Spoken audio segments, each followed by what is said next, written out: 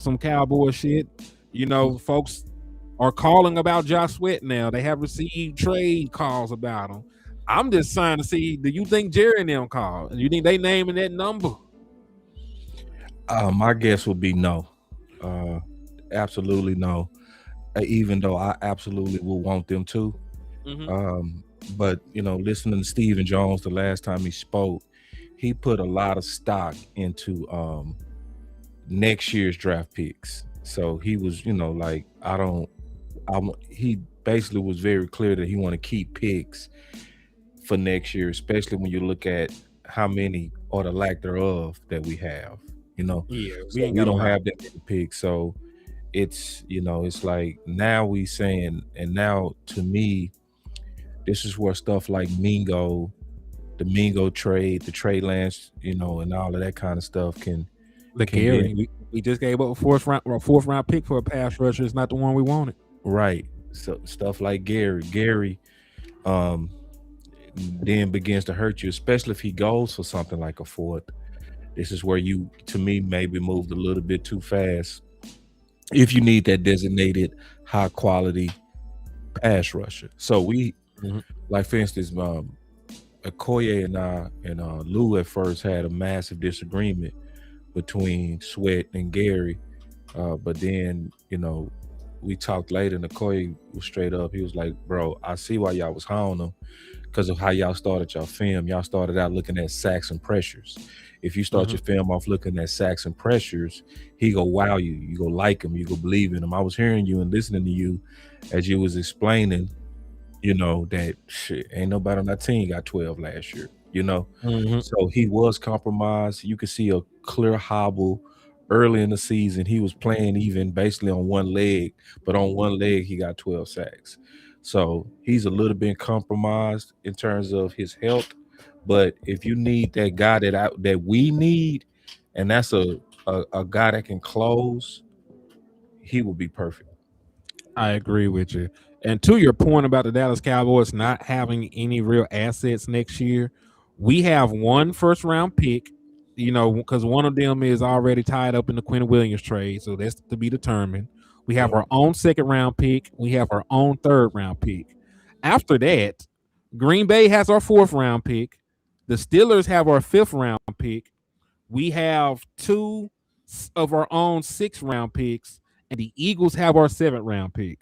So we have basically three picks that's worth a damn. Because when you start talking about six round picks, like who gives a damn? I might jump off the draft show by the time the sixth round gets there. Right. Yeah. So yeah, so to your point, they put themselves in a position to where like shit, you ain't got nothing like if they wanted a field, you can't even give them a field. That's how crazy that shit is. Like if they said a Right. fifth round pick would do it, you can't do it because you ain't got one. Yeah. So yeah, our hands is pretty much forced in the sweat. I mean, forced it to not trade right now, and almost we got to go with the old guys. Like unless you just say F all them picks, which I'm for that. I'm for I that. don't care. If Yeah, I you don't care listen, either. if you extend George Pickens, I don't need shit else in my life. Right. You know what I'm saying? If your wide receiver core is taken care of, you already got 1,000 offensive linemen. So your offensive linemen is taken care of, wide receivers taken care of. If you get it right at tight end, by with the acquisition of our boy from Baylor, Tree, if he pans out to be okay, you ain't gonna need a tight end. You know, so when you just talk about offensively, like offense is fine. It's going to be the other side of the ball that still needs some assets because you did Yeah. a good job of. And listen, this is kind of a segue, but did you hear Jordan Lewis and what he said about Dallas and how he enjoyed being here, how much he liked playing with Dak and all this other good shit? I didn't hear not a peep on that. Yeah, Did he? so it Did just he? really, Did he really? He went yeah, he crazy. just he bigged up Dak, and he said he believed in his leadership style and his play, and he said that's the most important thing in the NFL is believing in your quarterback, and he believed in him. But it just really made me miss Jordan Lewis, and then I really sat there and thought about it. This defense is completely different. Like, boss, when was the last time this Dallas Cowboys defense was good? Tell me the year. Good. Our Yeah, 12, good. our 12-5 seasons. 2023 then, right? Mm-hmm. Let me Them show you defense something. was good. Let me show you something. Okay. 'Cause I thought about Jordan Lewis, but then I also sat back and thought we ain't got none of them niggas no more. Right.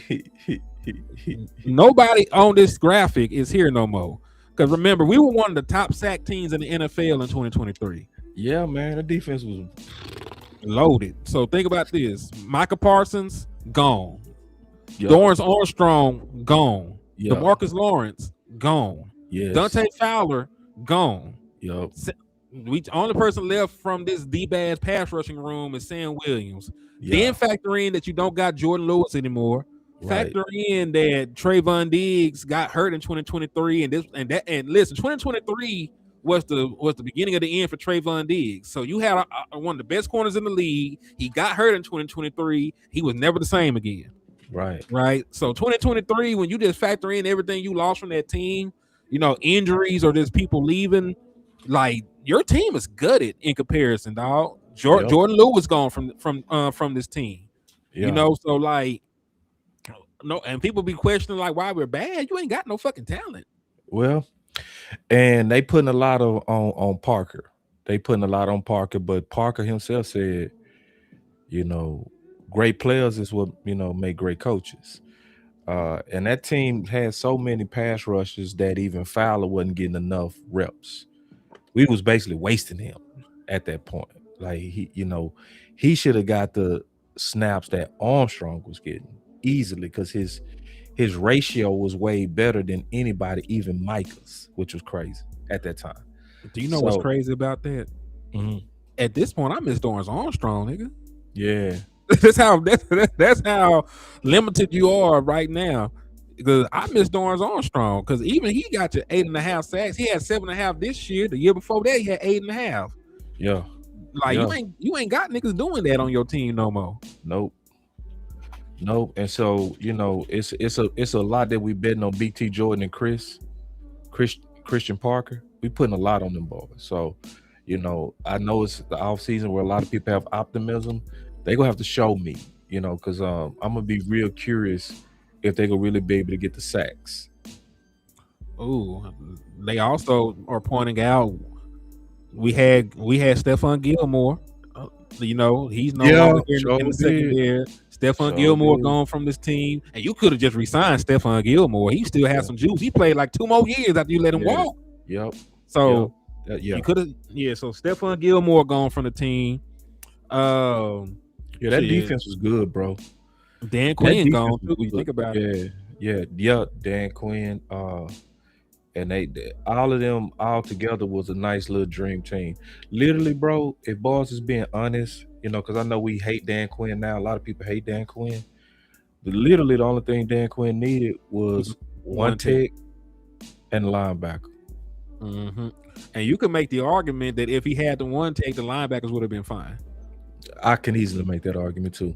Yep. Yeah, you can make that argument that the linebackers would have been just fine. Because listen, Marquise Bell playing linebacker, then they made a Pro Bowl selection. You know what I'm saying? Like he was good. He just always had to end up taking on contact. And salute to Hank. We ain't got Big Hank no more either.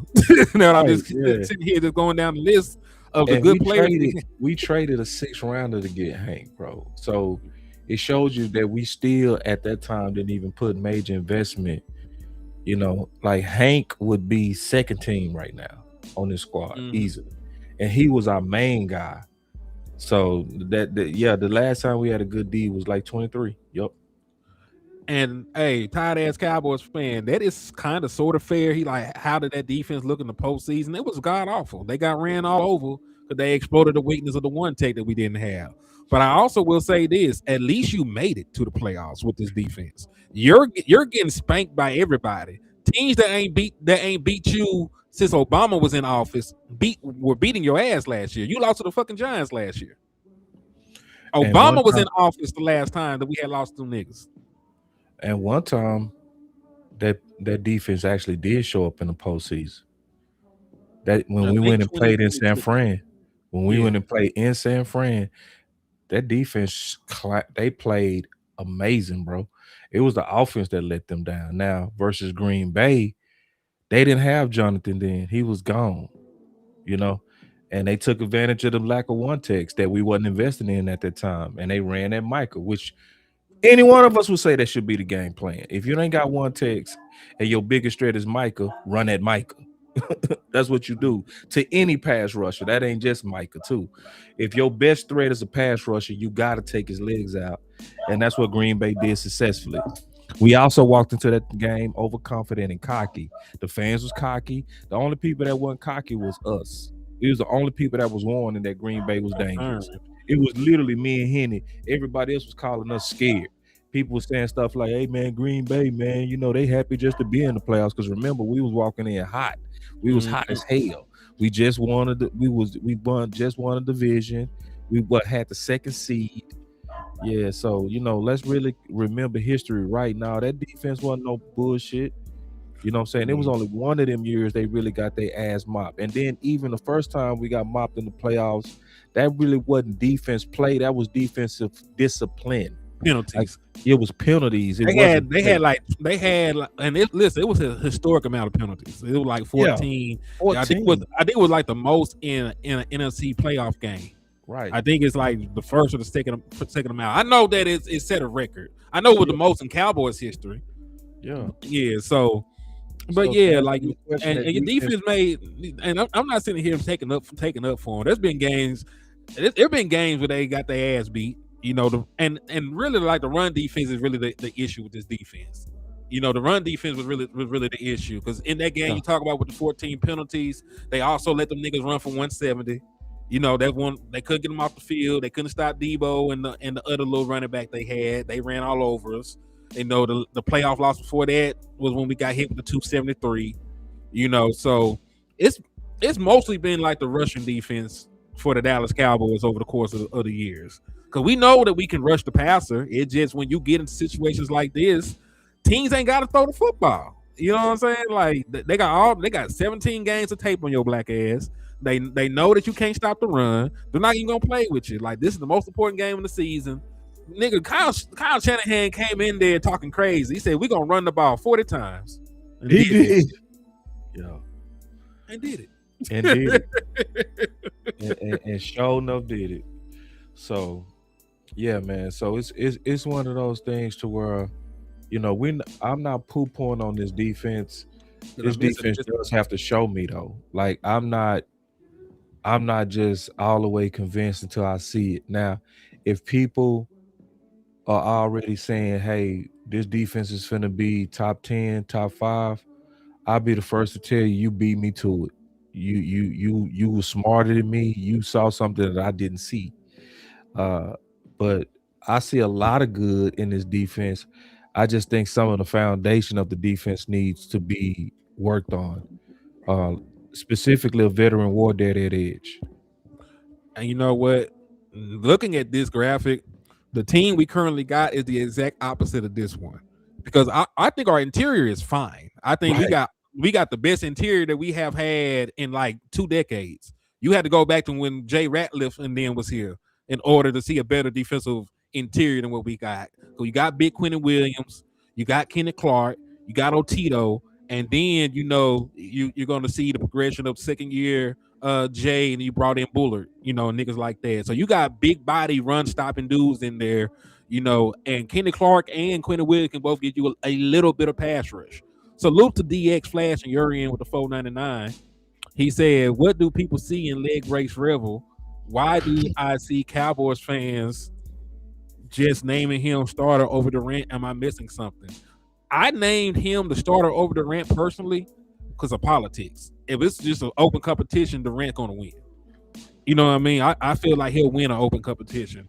If they're going to go by the my guy approach, he going to have to sit his ass down. Then they're going to let Revel bad body ass out there. They're going to let the run bland with no feet run out there, bitch, and try to cover people. That's how I see it. I think he deserves to start based on what I saw from the boy last year, but I also don't know if he will start, and that's sort of concerning to me. What about you, boss? I just did a show on that. I said that Durant is going to be an indication of if Brian Schottenheimer really is having a competition compete everyday culture, like he said. He said the central theme of our organization is compete every day. So, but then I also played on a video, I mean on a live that I just did. Uh, I showed what Jerry was saying that when you spend a pick on a player or you commit to a certain amount on a player, You gotta play him. you basically have already bet the house of how that competition is going to go.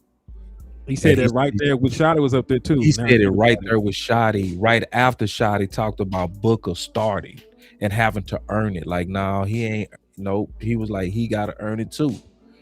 And Jerry stepped in and was like, nah, we made the pick basically. So he go play.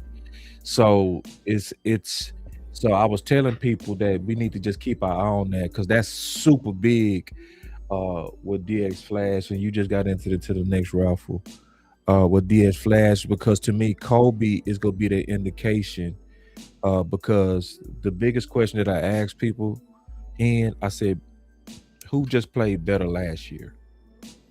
It was Kobe Durant by a mile. I think Yeah. everybody that watched the film on it said the same thing. I said he was the best corner that we got based off last year's film. I believe you said the same thing. Yes.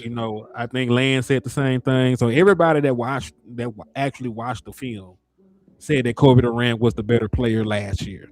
I don't Right. care what Deron Bland did 2 years ago. Like That's you may right. not ever see that nigga again. Like Exactly, bro. what you did for me most recently was not good enough.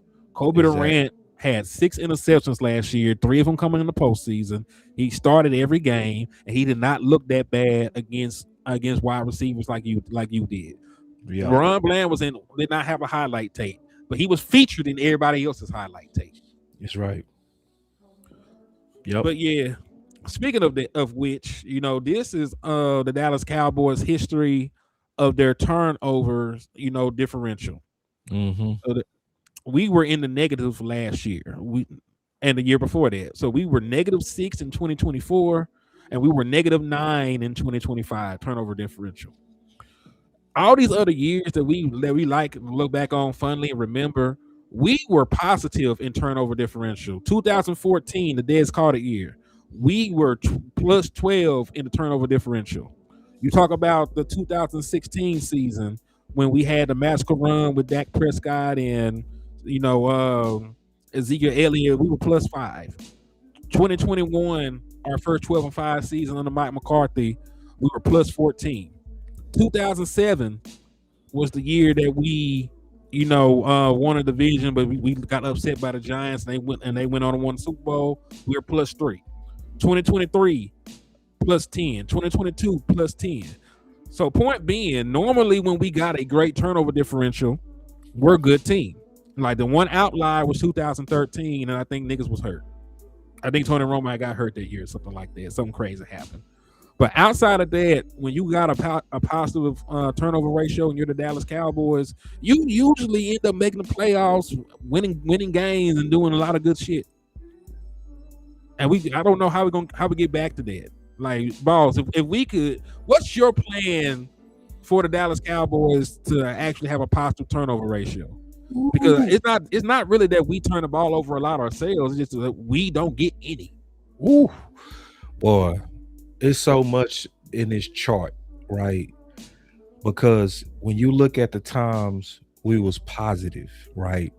This is why Brian Schottenheimer was so angry at the end of the year talking about the turnover differential. Because you can see clearly what it does to wins. Mm-hmm. Like, look at the times we was positive at the top and what it did to wins, bro. All our best years. Yep, your best years are the years your defense get the ball. 13 wins twice, 12 wins 4 times, an 11-win season, and a 10-win season in there.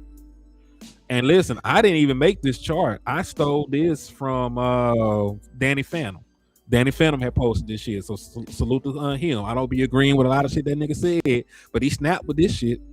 He snapped with this one. I gotta give Danny Phantom his props, because we go crazy. We go off on colorful charts. Mm-hmm. His colorful charts hit, like it tells the real story of why like turnovers are important, and you ask the question how. To me, your defensive coaches have to be just fanatic about preaching it, like and teaching it and repping it. Like Al Harris say, you get what you emphasize. He made a quote. Because obviously the turnovers followed him to Chicago, right? Correct. So then people start saying, okay, damn, we know it's you now. We was giving Dan Quinn credit for that. We was giving Joe Witt, but we know it's you now because it followed you to Chicago. It didn't follow them. So they said, how did you do it? He said, man, you get what you emphasize. And so when I watched him, coaching uh Diggs, he made a dope ass play in the end zone, right? Mm-hmm. A bat down. Like I play corner. I'm over there like, dope play, man. Good ass play, Diggs, right? Mm-hmm. Nothing crossed my mind negative. Man, He found something. that boy went to the sideline. Al Harris say, that's a drop. Right? He said, that's a drop. And Diggs say, wow, man. He said, nah, man, I'm dead ass. Give me 10 push-ups. Diggs gave him 8. Why did he sit there and count them hoes? He said, you owe me 2 more. Now this is all pro Diggs. This ain't Diggs, that we hate. This is the all pro, the dude that was the zenith. And then they was talking at the end, and to answer your question, he said, but hey man, he said, man, you can't really just count that on me. He said, listen, anything downfield, if they throw it, you should intercept it. Anything downfield. And he say, man, I'm not giving you no fucking excuses, man. We practice one hand on the jug. That alone, people need to realize what Al said. He got the cornerbacks catching with one hand on the jug machine. If people don't know what that jug machine, that's where they got that machine that shoots it out to him. And it shoot the ball out to you, and it's usually fast. And usually you see receivers, working on a jug machine. That's who I was working on their hands. He said, nah, I have y'all for this moment catch it with one hand, because even if it's one hand, I expect you to come down with it. So he didn't give him no excuses. So to answer your question, the only way you get these type of turnovers, if you have to have coaches that's like Al, that's like, man, I don't give a damn. We go get the ball. The ball is everything. We live by getting the ball. We do punch out drills. We do everything about the ball. And that's another reason why I was targeting Dino in the offseason as a coach. And we was looking at different coaches, but the main reason we targeted certain coaches like Dino for the Texans, because for the last 3 years, his secondary had the most. What's up, Rebel? She hit you with a 1999 for your mind. Salute, Angie. Appreciate you, Angie. So to me, that's how you do it. You got to have coaches that's emphatic about it. You got 4 entries, Rebel. Yes, indeed. Yeah. So my question is this: like, what is Christian Parker's and them standing in turnovers? I know they had a bunch of postseason turnovers, but what was their turnover shit like throughout the course of the season? They was at least in the top thirds. He wasn't bad. He wasn't great. You know what I'm saying? Philly wasn't really getting the ball like that. Let's see. On the interceptions, he was in the middle of the pack. I remember looking at Philly, but he never made my list because he wasn't at the top. The people that was at the top to me was people like Dino. Then it was obviously Al Harris. He was my number one because of turnover differential. And then old boy from Seahawks, I forgot his name. You know what I'm talking about. The passing game coordinator? Yeah, the passing game coordinator. Me and Star was high on him. I gotta, you know what? He actually coached at Alabama too. He did, right? And I just played part of his coaching seminar when I was talking about the match coverage principles and shit. Matter of fact, I sent it to you, and I had went over it because I had did a show about some of the stuff they were bringing over and how match coverage was different from zone dropping and shit. So I had did a whole show on that. You sent that to me? Yeah, I got it. I had sent it to you at one point. I don't know if I still got it in there. Oh, Scott. It was Scott. Yep, Scott. That's him. Hmm. That's him. Yeah, he talk real well. He talk football real well, man. So Yep, yeah, yeah, I fucks yeah. with. And he got the ball. Like, so if it wasn't, it was either last year or the year before, he was top in turnover differential, you know? So I never really saw Christian Parker up there at getting the ball like that. Not a lot, you know. And I got this from you. Obviously, where Christian Parker was dope is the skies. I Correct. think Christian Parker is a ball out guy. I don't think he's a take the ball guy. Yeah, I finna find out what they did, and because I don't know, because turnovers is also like the strip sacks and shit. So maybe they can get some of them that way, but I don't. But you are right, because I don't think that when he teaches like his technique, in terms of pass coverage, I don't think that it's the trail technique shit. Try to bait Yeah, the throws. I think he just locking shit down. You know what I'm saying? It's just yeah, hard to throw against niggas. Playing yeah, playing with yeah, numbers, and putting the cap on the defense, and it looks like yeah, zone. It turns into man. You throw that shit and shit like that. yeah, yeah. And that's some coaches' style. Some coaches have a style to where they're coaching for you to try to stop the receiver. And I think it's better as a former corner myself when the coach frees you and basically lets you know, I want you to attack the ball like the receiver, and trains you that way too. I want them coaches that say, listen, that ball that's in the air belongs to you just as much as it belongs to them, and I want you to go for it. Because, see, as a corner, I know sometimes you can play where you're just trying to keep them from catching the ball.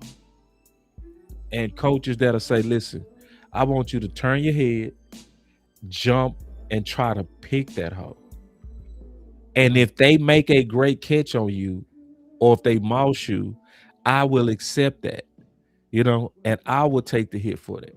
I like them type coaches. See, to me, that's why Diggs and them and Bland was getting so many picks, because they was freed up. They were like, bro, my coach want me to go for it. That my coach want me to attack the football. Al Harris wanted them attacking the football.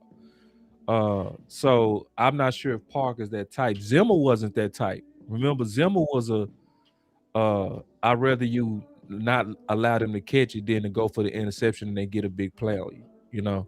Right. I don't like them type coaches, because I don't think corners play freer. I want you to play free. I want you to be out there going for it, trying to make dope plays. All right. So I got the answer. For total turnovers forced in 2025, they were 10th. Yeah, 10. They had 21, who was tied with the Colts. Yeah, In terms of actual interceptions, they had 12, and that was 15th. So yeah, 9 of them were like strip sacks or some shit like that then. yeah, Or the yeah, fumbles. yeah, yeah. Which, the only thing I'm gonna hold Christian Parker accountable to is the interceptions, because I know that's directly under him. Um, Unless they had it broken down by who had the strip sacks, Yeah, because if it's like a corner blitz and they force a fumble, then then I give it to him. yeah, but that'd be some minutia shit we had to look in a different day. You Yeah, know what I'm saying? yeah. Over the course of this. So he's a But top third, but being top third is still good. yeah. It's not bad. It's not, what Al Harris was doing and shit, but it's also Nah, not bad. And I it's think not bad. everything, and I think everything. There's a give and take with everything, because in order to get those kind of turnovers, you also have to take a lot of chances too. You know what I'm saying? Because you will get burnt sometimes. You play in You will. trail, hit with a Yeah, double move, you already out of phase, then shit, yeah, stuff happens. shit. And see, And that's we seen another it plenty reason of times. I loved Chris Johnson out of Utah, the corner. Mm-hmm. I loved Chris Johnson out of Utah because watching his tape, he never panicked when the ball was in the air. Like, he never panicked. Like, he would attack the football, even if you had a step on him. He would catch you because he showed game speed with that, and he would still turn around and look for the ball. Like, damn. Yeah, he was dope. Damn, bro. Most cats don't do that. Like, usually if you get hit with a double move or something, right? You just trying to make sure that dude don't catch it. Chris didn't give a damn. Chris, once he got right back up in phase with you, he was like, Yeah. And listen, I wouldn't have mind getting that boy either, because I think we had him high as hell on our board. I think he you was like did, the bro. second or Yeah, third. good No, he was job. like the third corner, I think, because I think He we gonna had be a good corner. put him up there. He gonna be a good Yeah, corner lead. he is. I just know for a fact they were saying they were dead set on edge. You know what I Yeah. mean? So given the options that they were going to force an edge there, and knowing the other options out there outside of Malachi Lawrence, you know, like I was okay with it. I would have preferred Gabe. I think Gabe was the only other edge on the board that I had higher than Malachi at that Me point. too. Yeah, I would have preferred Gabe. I would have preferred Gabe, but you know, I mean, I Gabe to me with BT would have been scary as fuck, bro. Because you got a super. See, I don't think super people putting it athlete with the size. super athlete with the size, bro, and good games against big teams, and you pointed that out. And Mm-hmm. you take like Gabe has the athleticism of Myles Garrett. That's what people need to understand. I'm not He's saying he almost Myles 280 pounds. Like, right he's a and big ran a ass boy. 4.6. They're not understanding that. Double digit sack guy. You know what I mean? So like it's crazy. And Yeah, I you told put my that. cousin, you know, he a damn Patriots fan, man. I'm like, man, y'all got y'all one, man. Like, he Oh, didn't he know went about to the the nigga. Patriots. I had he went to the Oh, Patriots. He went to the Patriots in the second round. So it wouldn't even been a reach, because he watch still that went in video. that range. You know Right. what I mean? He still went in that range, because Well, at that point you're picking in the 20s. You're basically taking the second round pick. There's not 20 first round pick rated niggas most of the time anyway. yeah, Because you and know that's why it was sort of a stretch to get Malachi Lawrence there too. You know, but you know, and see that's why I pray, bro. I really pray that Malachi wasn't a nepotism pick. I pray that mm-hmm. that wasn't a he was my guy in college.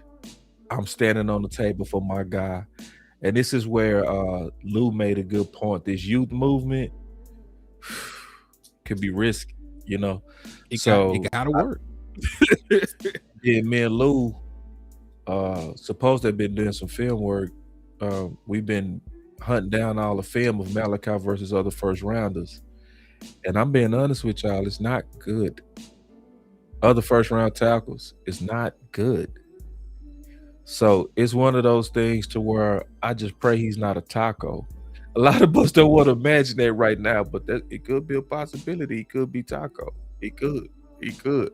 Cause he didn't me and you do a breakdown and saw him on Max get locked. Yeah, he didn't have a great game against Max. I think, you know, Blue said it very well though. Mm-hmm. Blue said it very well though. It only takes one sack or Yeah. one pressure on shit, and they feel like you had an amazing day, because he ended up with a sack in Right. garbage time against the nigga, and Yeah. you know, and they gonna like, hey, this one of the best tackles ever. He got a sack on him. You know what I mean?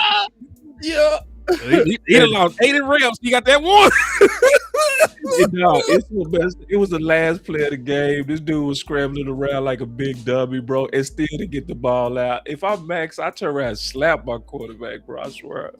But anyway, yeah. So uh, but Yeah, yeah, that's what I man. gotta Like, also look at, because he played Jordan. So Jordan Seaton is going to be a top pick out of this draft class, and he played Jordan Seaton like in 2023.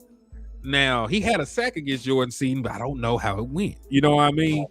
yeah, what's the Like, quality? you look on there, you get a sack, and like, oh shit.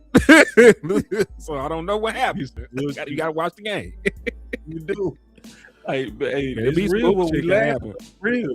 It be some bullshit. But you're right. People are kind of like, oh yeah, man, he won on Max. He got a sack. Shit, you better go look at that. Yeah, you know. So Yeah, check nah, Cardax, man. that's real, bro. So Real talk. I would say though, Christian Parker, man, because a lot of people, and I know Luke getting ready to do a film breakdown where he believed that the bend, the the Christian Parker twist is going to likely be more blitzing. What's your thoughts on that? It depends on how close to the Fangio, and Nick Saban style defenses he stays. Because because I did the like the breakdown of like the coverage philosophy, and they use cover 7, and like I was letting people know, cover 7 is actually a family of different coverages. It's not just one. So like within cover 7, you have multiple calls that you can handle. Different personnel packages. You call cover 7, but it might be cover 7 stubby, or it might be cover 7 mix, or it might be cover 7 so on and so forth. And depending on what you call is going to be dependent on the responsibilities of the back end. Well, in order to play cover 7, you got to play with numbers, because you're going to have a box on one side and a triangle on the other side. So the box side, you're going to play with 4 defenders over 3, and you're going to give yourself a numerical advantage. On the triangle side, you're going to play with 3 defenders over 2, and you're going to have a numerical advantage. And depending on what you call is going to be, the responsibilities of the back end. So you could tag it like, hey, it's going to be match coverage, but we're going to call mod on here, and mod is man on demand. So the outside corner on that end is going to have the responsibility of the number 1, depending on what they do. Now, if they go vertical, anything over 5 feet, it's man coverage, right? Man coverage. Everybody else, do what you got to do underneath. If they do like an end break or some shit, I'm falling back and I'm zoning off this area, and I'm getting my eyes on the number 2 and see what the fuck he's doing, and everybody else is going to match underneath, right? So in order to have that kind of style of defense, you got to have the numbers in the back end. So unless they're going to get into some more traditional man cover looks to where they can bring the extra person out, instead of putting them in the coverage, that's going to be the question. Because Vic loves to play cover 6. He loves to play variations of cover 7, so I don't really know, how much of that he's going to take. I feel like, he's been in the kitchen with him for a very long time. He's been his protege for years at this point, and you usually take a lot from who's your mentor. Usually take a lot from them. Now, I would love for them to blitz more. Like I think that fixes a lot of things, because I don't think you necessarily have the VetWarDaddy yet. But it would be a complete tendency break for him to go against that, because you need the numbers in the back end to play the kind of coverages that we want to play. Right. So that's why I'm not quite buying it. I need to talk to Lou. Exactly what you said, because if you start blitzing a lot with Fangio, you're not in Fangio's defense anymore. Yeah, so I don't know. know. What I'm saying? Maybe because he's a bend don't break. He's a bend don't break defense. At the end of it today, is he's gonna keep that umbrella on top. So I'm just, I'm very curious because it's the only real difference in between what he's doing and what Eberflus is doing is like Eberflus had a zone style spot drop vision defense. Everybody fall to a specific spot at a specific depth where they got the eyes on the quarterback and they try to make plays. That's elementary. Match coverage.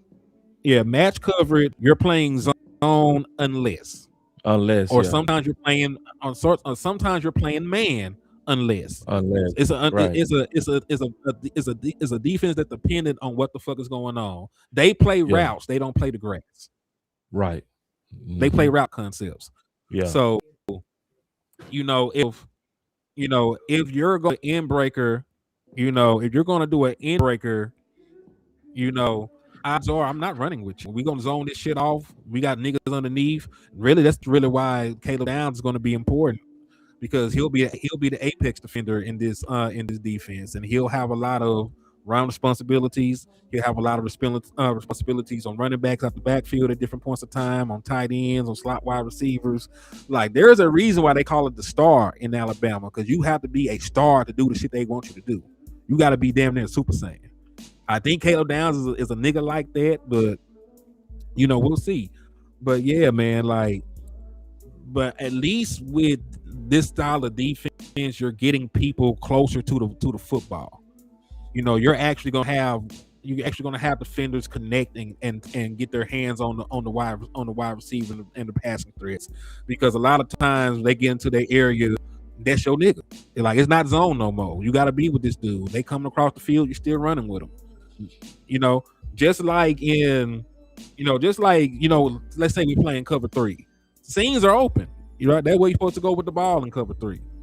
If we're actually matching that seam is not there, I'm running with him down the seam. You know what I mean? So it's a much more in your face defense than that passive ass shit the Eagles was doing, and that's why I think it can work. Because we just seen Seattle do. I love the disguise element of it. But if Parker went like heavy blitz, bro, I would be curious because I love how, and I'm pretty sure you did too, how that zero blitz had Dak seeing ghosts, bro. On the Minnesota. Minnesota had Dak seeing ghosts and Shotty. But they was aggressive, bro. Okay, we got Lou in the house. Salute to my brother Lou. Lou, you got the link, matter of fact, nigga. Like it's in the group chat. I got some questions. I know you've been digging, if you can, Lou. I know you've been digging into Chris. I want to talk about that blitz rate. And so he's saying the blitz rate was really back. So basically what he's saying is it's a model to what they did it. That's what he's saying, basically. Okay. And so if Lou right on that, and I know Lou ain't gonna make that up. Evero. He said it was under Evero. It's confirming that, and I think me and Lou discussed this, that likely Parker is going to be more Evero than Vic Fangio. That's what I'm prepared for. Or with Denver. I think because that's what Lou talking about. He talking about that the blitz rate with Denver was Evero, which is still the same principles that Chris Parker going to have, 3-4, the match principles, all of that stuff, So he basically that would solve a lot of our problems. Like pass rush. Because if you can't get home with 4, you got to bring somebody else. It just is what it is. Yeah. You got to take that risk. Right. And that also does go to, and that's why I definitely want to hear from Lou with it, because Lou go do a video on this. I'm probably asking him to give up his sauce. But to your point, if you're going to try to be a blitzing team, then this is your plan. Right. Because see, when I saw Dean, bro, and I'm being all the way honest, when I did the film cut up of Dean in free agency, when we was looking at potentially acquiring him, he was so dope on the blitz, I said to myself, Vic Fangio is a hoe. Like, he was such a weapon. You feel me on that? He was such a weapon, bro. Like, he kablookied everybody, bro. Okay, blitz rates follow. Okay, so Lou giving the clues. Okay. Now it's still gonna be up to CP. Yeah, like that's cool that it follow Marcus Dixon, but CP let y'all niggas know he did not wait all this time to get this opportunity and not do it the way he want to do it. He up here fighting the front office to get niggas. It's day one, year one. This gonna sound crazy, but I can see him being a blitzing coach. I can see that. What makes you feel that way? I think that's what the league outside of him being a Negro. Yeah, because I was thinking that. I be thinking it too. Like, man, you ain't gonna get no nigga. He don't blitz. I swear to God, I was thinking that because he a nigga, dog. I swear I was thinking that. Hey, and I tried to stay professional. That's where the league is going. Hell nah, I guess he a nigga. Man, niggas be blitzing. That's true. It's true. Some stereotypes is true, nigga. Hey, go look, man. Go look at the run tape, man. Go look at the boys in Minnesota. The boys is losing their mind. Yeah. I'm gonna stay with the professional, bro, because that's where the league is going. I think the league took notice, bro, that Brian Flores with not as much talent was getting after boys. getting after balls blitzing, bro. So yeah, I think Parker go model that. That's my gut though, and it is. I swear, I'm glad you said it though. You said it though. It's real though, man. He said our defense probably going the most dangerous when not blitzing. Oh, so that boy been in his bag. I make Lou. You got to I get in here, listen, bro. You got to get in here, bro. Lou. You I got. want to talk consensual I football want with to you, man. talk this too, I bro. done did a lot of work I on know this you shit, been man. digging. Yeah, I know both of y'all been digging. You know, I ain't been digging late. And see, that's sad, bro. You'll miss 2 or 3 days, and you feel like you missed 2 weeks. That's how fast stuff be moving around here, boy. Like for Also, real. salute to Miss Pam real quick for the 5 piece. That did get you a raffle entry, man. So I appreciate you for the love. Boss, June 1st is around the corner. Right. June 1st is I around know the you corner. It going. means, well, it means two things really. One, it's going to start the official, I say official, holdout for George Pickens, because it's not real till you start losing money. You know what I mean? I use the example of, if I have a wedding and you don't show up to my wedding, but I ain't invite your black ass no way, you didn't really skip out on my wedding. You weren't invited. Like he technically, ain't have to show up for none of the other shit before now. Now it's real. You can't shush it away. You can't explain it away. If the nigga don't show up for mandatory shit now and he start losing money, it's a holdout. You can't say it's anything else but that. It's a fucking holdout at that point. You know what I mean? So we're on George Pickens' watch for that. And Yeah. David Mulligeta just got a nigga paid. David Mulligeta just got one of the older safeties in the NFL, the most money you ever seen by a safety, nigga. Oh my God. Salute And to he did it Derwin on a James. 3-year. That's all we needed, dog. We didn't need him to George Pickens forever. We just needed. No, I'm with it. Like, I'm just like the 3 years so much better for the player. It's so much because then they get to go right back into the market at a much higher amount. And the person that said that was Kirk Cousins. The person that first started doing that was Kirk Cousins, really showing the value of them short-term deals with higher guarantees. he got Just that genius. bag. Yeah, that's We got genius. brother Lou in the building too, man.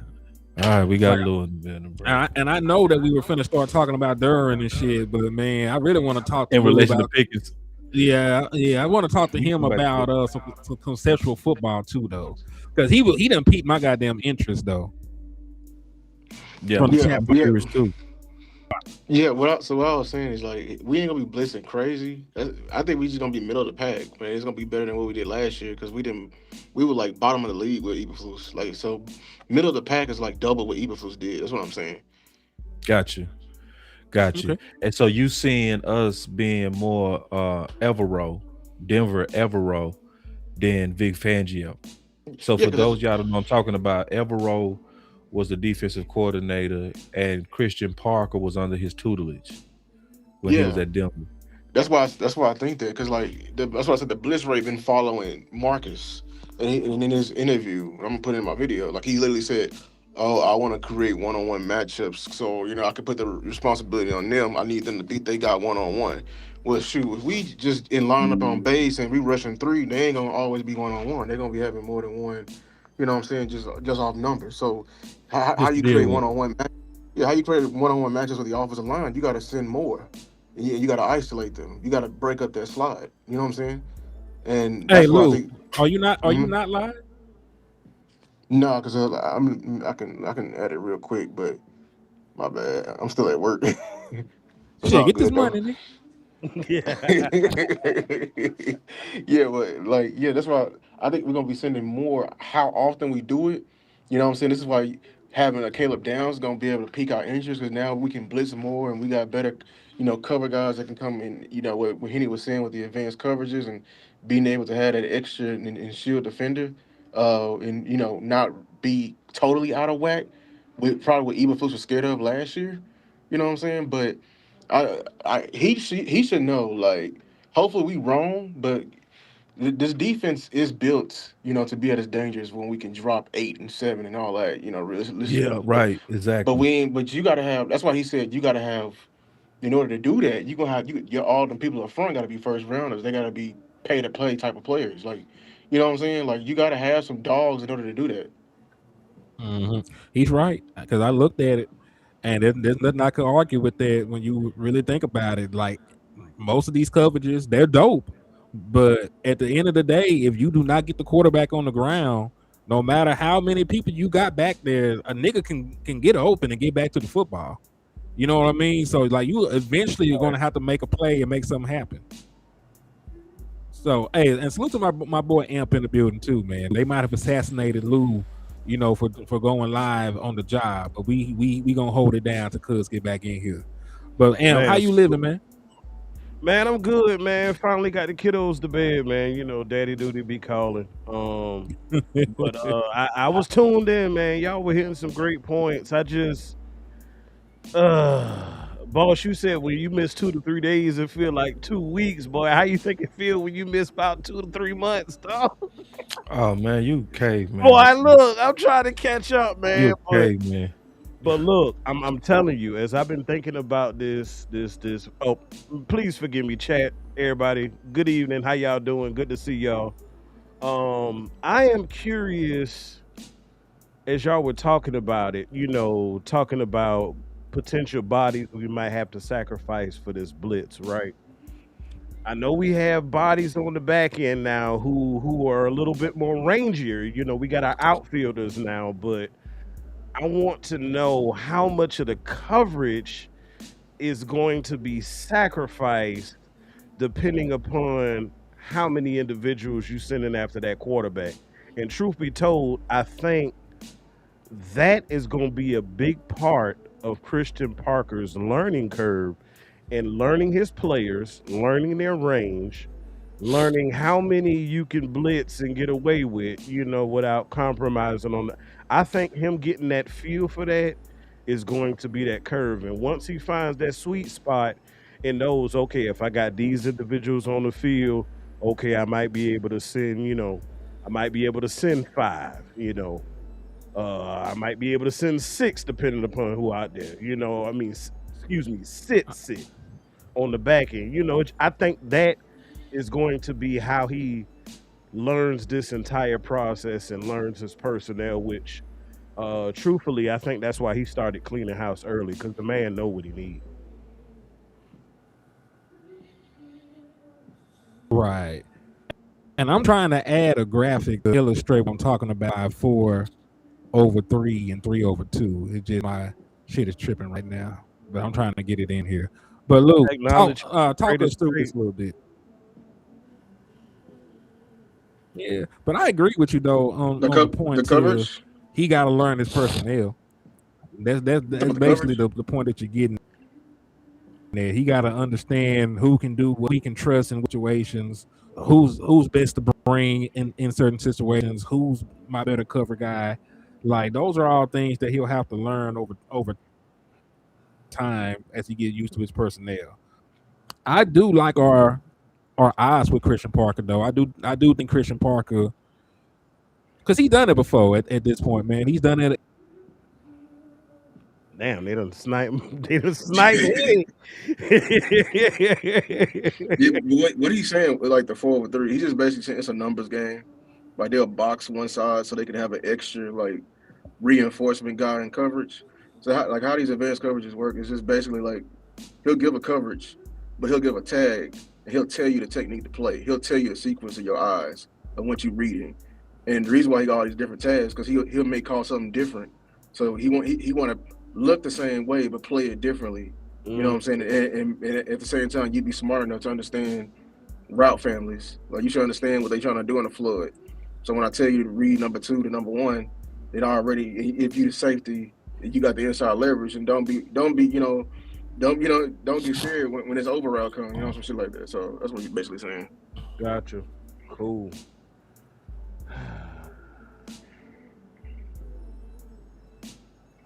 Is he back?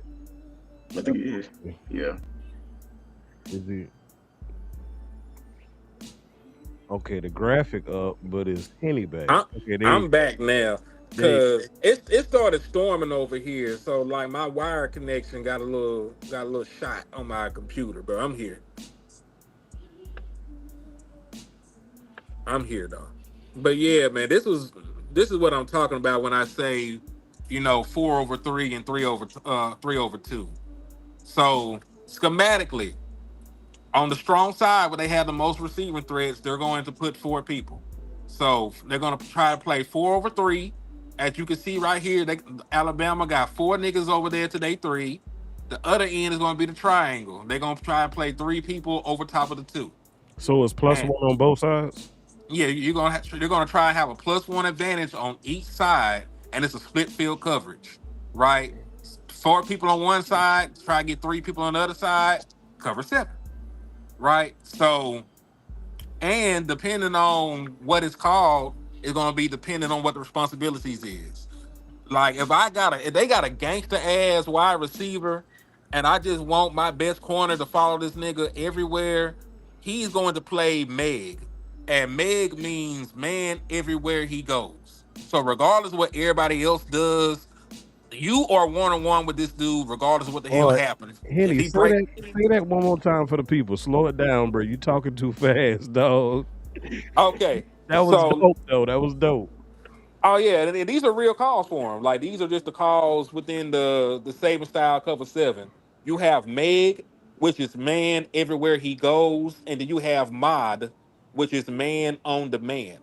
Meg just means that's your dude, regardless of what happens. That's your guy, regardless of what happens. It's the call. You're going to play man. Everybody else underneath is going to play match coverage, and in Mod is matched on the entire side.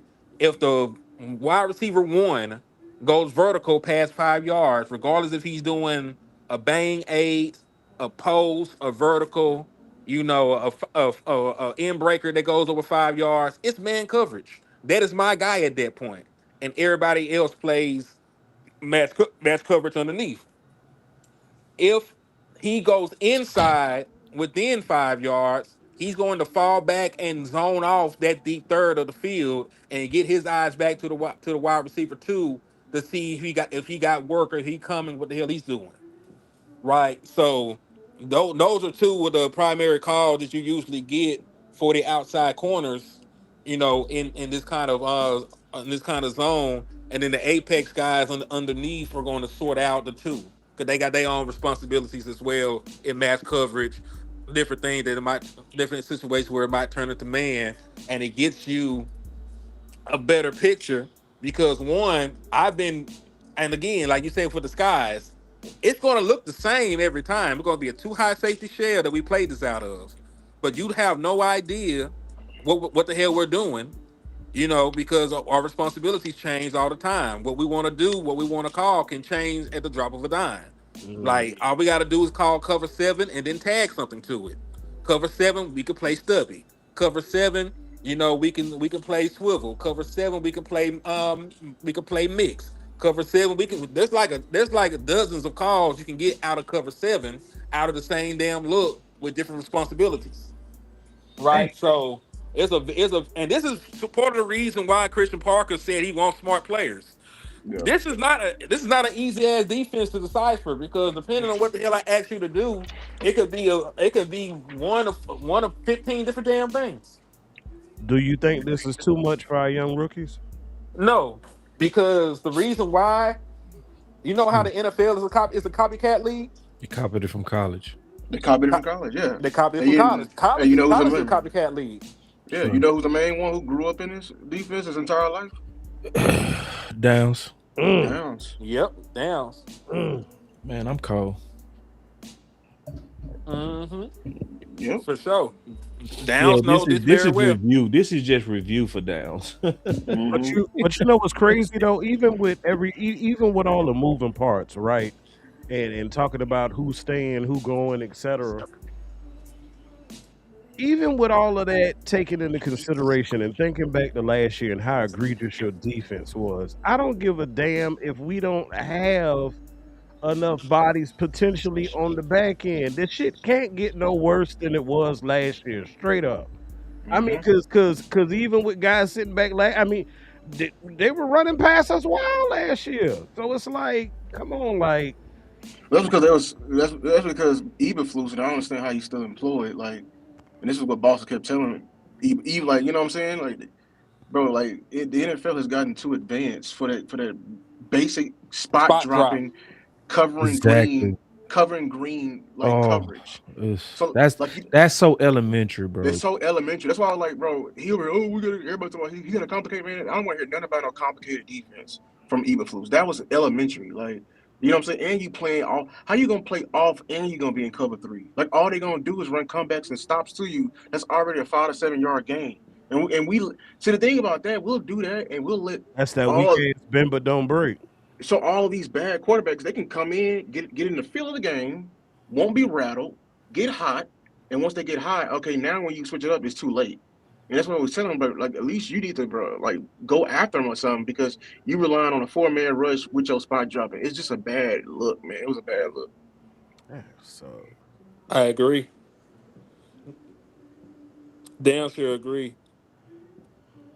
I'm Yeah, so hold glad up, he's y'all. gone. I'm trying to add some more shit in here. I'm and it's so a glad he's situation gone. too where I keep telling people one hand washes the other. You got your pass rush or lack thereof in our instant. I'm talking about that, but your pass rush is going to dictate how much time your quarterback got to stand back there, and vice versa with your coverage. If your coverage is sticky and your quarterback patting the ball, guess what? That's going to allow the time for the pass rush to get up on him. So again, one hand washes the other. Your rush helps your coverage, and your coverage helps your rush. One hand truly washes the other. Yeah, that's what I was saying. Like we can't have questionable corners this year and no pass rush. Like that's what I kept saying. Like we need one or the other, bro. Like I need two Reeveses or somewhat of a Reeves, One of them got to be or superior. or you got to give me something close to what we lost in 11. You know what I'm saying? But you ain't you got questions in both. You know what I'm saying? And we going into the season like, ooh, let's just stop the run. And I got a video on that coming out. Shit. I heard what Yeah. y'all boys say about Dorrance Armstrong too, boy. It's sad, but that I man miss is that nigga now. No, and me and Boss said on our show, Henny, like, bro, the committee we had behind Micah might be better than the committee we have right now. It is. Matter of fact, Lou, I don't know how much of the show you were watching. I showed it. I showed Yeah. the 2023 committee. Matter of fact, here it go. I'm gonna pull it up real quick before we Mm, talk about this other shit. There it go, right here. This is yeah. what your See, this is your pass rushing see, run for 2023. Micah had 14. Dorrance Armstrong had 7.5. D Law had 4. see. Dante had 4, and Sam had 4.5. No comment. There's no comment, man. must be nice. Must be Man. nice. Let's see. How many sacks is this just between these 5 people? 8.5, 13 and a half, 30, 17, 17 32? cents. Oh, without Micah, 14 plus 17. 4 is 18. Oh, 18 he plus was 7 is 25 and a half. 31 to 25 25. and a half plus 33, 4.5. 33 and a half. I think it's 34. Yeah. Yeah, it's 30. It's 34 sacks. This is 34 sacks by them damn selves. We had God. 35 as a team last year. What we had this year, like 2023, because this is just the edge round. And see, and look, bro, and see when people was getting on me when we was projected on the year, and people was like, "Lou, you over underselling." I said, "I see us getting about like 35 total," and people Yeah. like I'm underselling, and I was being real, dog. Like, I mean, I think with the improvement of the middle with Quentin and Kenny, I think their pressure and their demand for attention may lighten the load slightly for your edges, but not that much. They had Not 46 not that this much year, to Lou. replace this shit. No, no. they had 46. That means it was 15. They came outside of this room. That's crazy, man. Yeah, that means that's 34 right here. There was only 12 sacks unaccounted for. And I know Osa had like 4 himself. I know he had like a couple years where he had 4 sacks. So Osa had 4 sacks. And then, of course, you probably had miscellaneous sacks by linebackers and shit like that. So, yeah. Ah. So we going to hey. Hey, CP, you gonna have to adapt. I just want to see you adapt, man. That's what the blitzing got to come into Let, play. let me ask y'all this. I know you asked it earlier in the show, Henny, but you were talking about Josh Sweat and the fact that y'all don't think that Jerry is one of the owners who made the phone call for him. My question is, do you think they are still actively looking at anybody else? No, No, and I'm being gonna tell you, realistic. and I'm gonna No. tell you, Even and I'm gonna tell you why. I'm gonna before tell you you answer, why let though. me, let me put this in there too. Let me put this in there too before you answer. Go ahead. Even with knowing what we know about them trying to obtain Max earlier in the off season, even with that Yes. knowledge, do you think they just done all together now? Yes, because at that point you didn't have Rashawn Gary and Malachi Lawrence. In their mind, if you use the Dallas Cowboys math, Rashawn Gary, Malachi Lawrence, that you got two assets for what you would have put up for one. Two Because for they one. traded for Rashawn Gary. They traded for Rashawn Gary. They guaranteed his contract after he had no more guaranteed money left. Was why every time I bring him up, I say Rashawn Gary beat the fuck out somebody for Jerry Jones right now. Like you can't say shit about Jerry to Gary right now, man. Cause he just secured the bag for that young man. So Gary, Gary. you- yeah, so you traded for him, you guaranteed his money. He has a connection to multiple coaches on the coaching staff already. You just spent a first round pick, not a second like Easy E or a third. You spent a first round pick on Malachi Lawrence. In their minds, they got more than enough. Do I agree with them? Fuck no. But in their minds, they gave a God honest good try because they like Rashawn Gary and they love Malachi Lawrence, and I use those words specifically for that reason. Do you think, follow up, do you think they have an Amari Cooper like move for that edge room should the shit not look good the first roughly half of the season?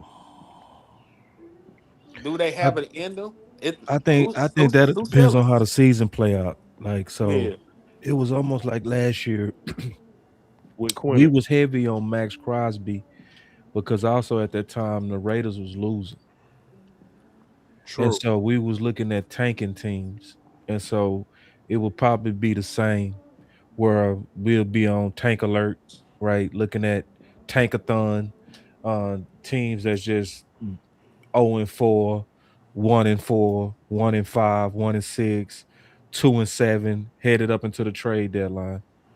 And that's matter of fact, it wouldn't be 2-7. It'd be more so like it'd be about 6 games, 6, 7 games at the it's most. Eight. also going to be dependent on how well we're playing too, because the best case scenario for the Dallas Cowboys is our pass rush sucks, but we're still winning games. Because there's also the chance,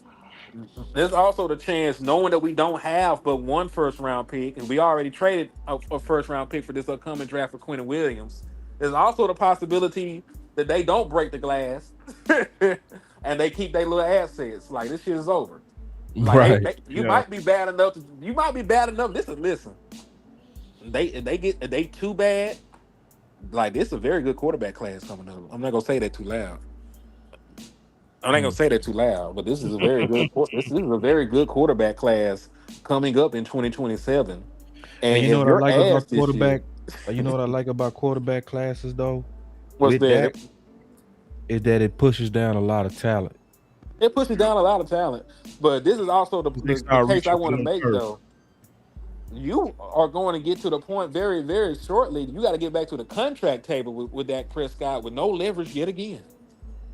You ain't We got got too nobody. many. You got We you got we got got a lot of listen. contracts. Yeah, you listen.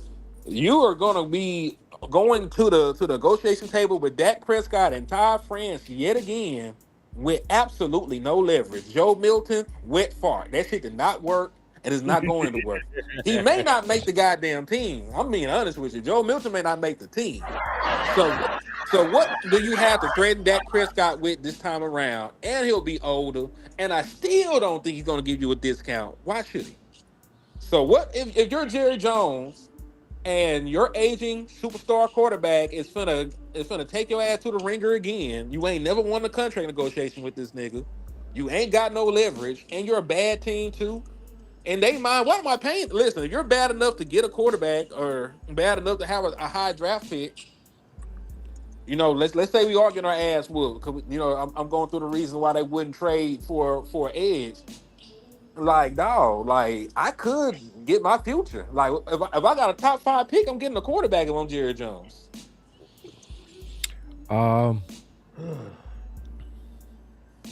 we done struck out so many times playing, trying to do that game. I swear. I swear we done. Cause like I don't even see what's the difference between that and what they did with Trey Lance. You know, Facts. cause Trey Lance was a Former first, third overall pick, right? Third yeah, overall pick. Yeah. and nobody had it better than Trey. Like you not only traded for a fourth for Trey, you let him super slow cook. That boy should have been a. I ain't gonna say nothing that sound Diddy. Uh, I was gonna say he should have been the best cook tasting meat, but that didn't sound right. Yeah, I'm glad you kept that one. I'm so glad. Yeah, because I was trying to keep it with that meat metaphor, you know what I'm saying? Slow cook. But nah, Yeah, stay away from that one. Diddy, Yeah. no Diddy. Diddy, no Super Diddy. man. Like But the swiping, way no that they swiping. slow cook, the way they slow cook Trey, and then Dak just still smoked his ass. Smoked the hell out of him, dog. Best I, season of his career.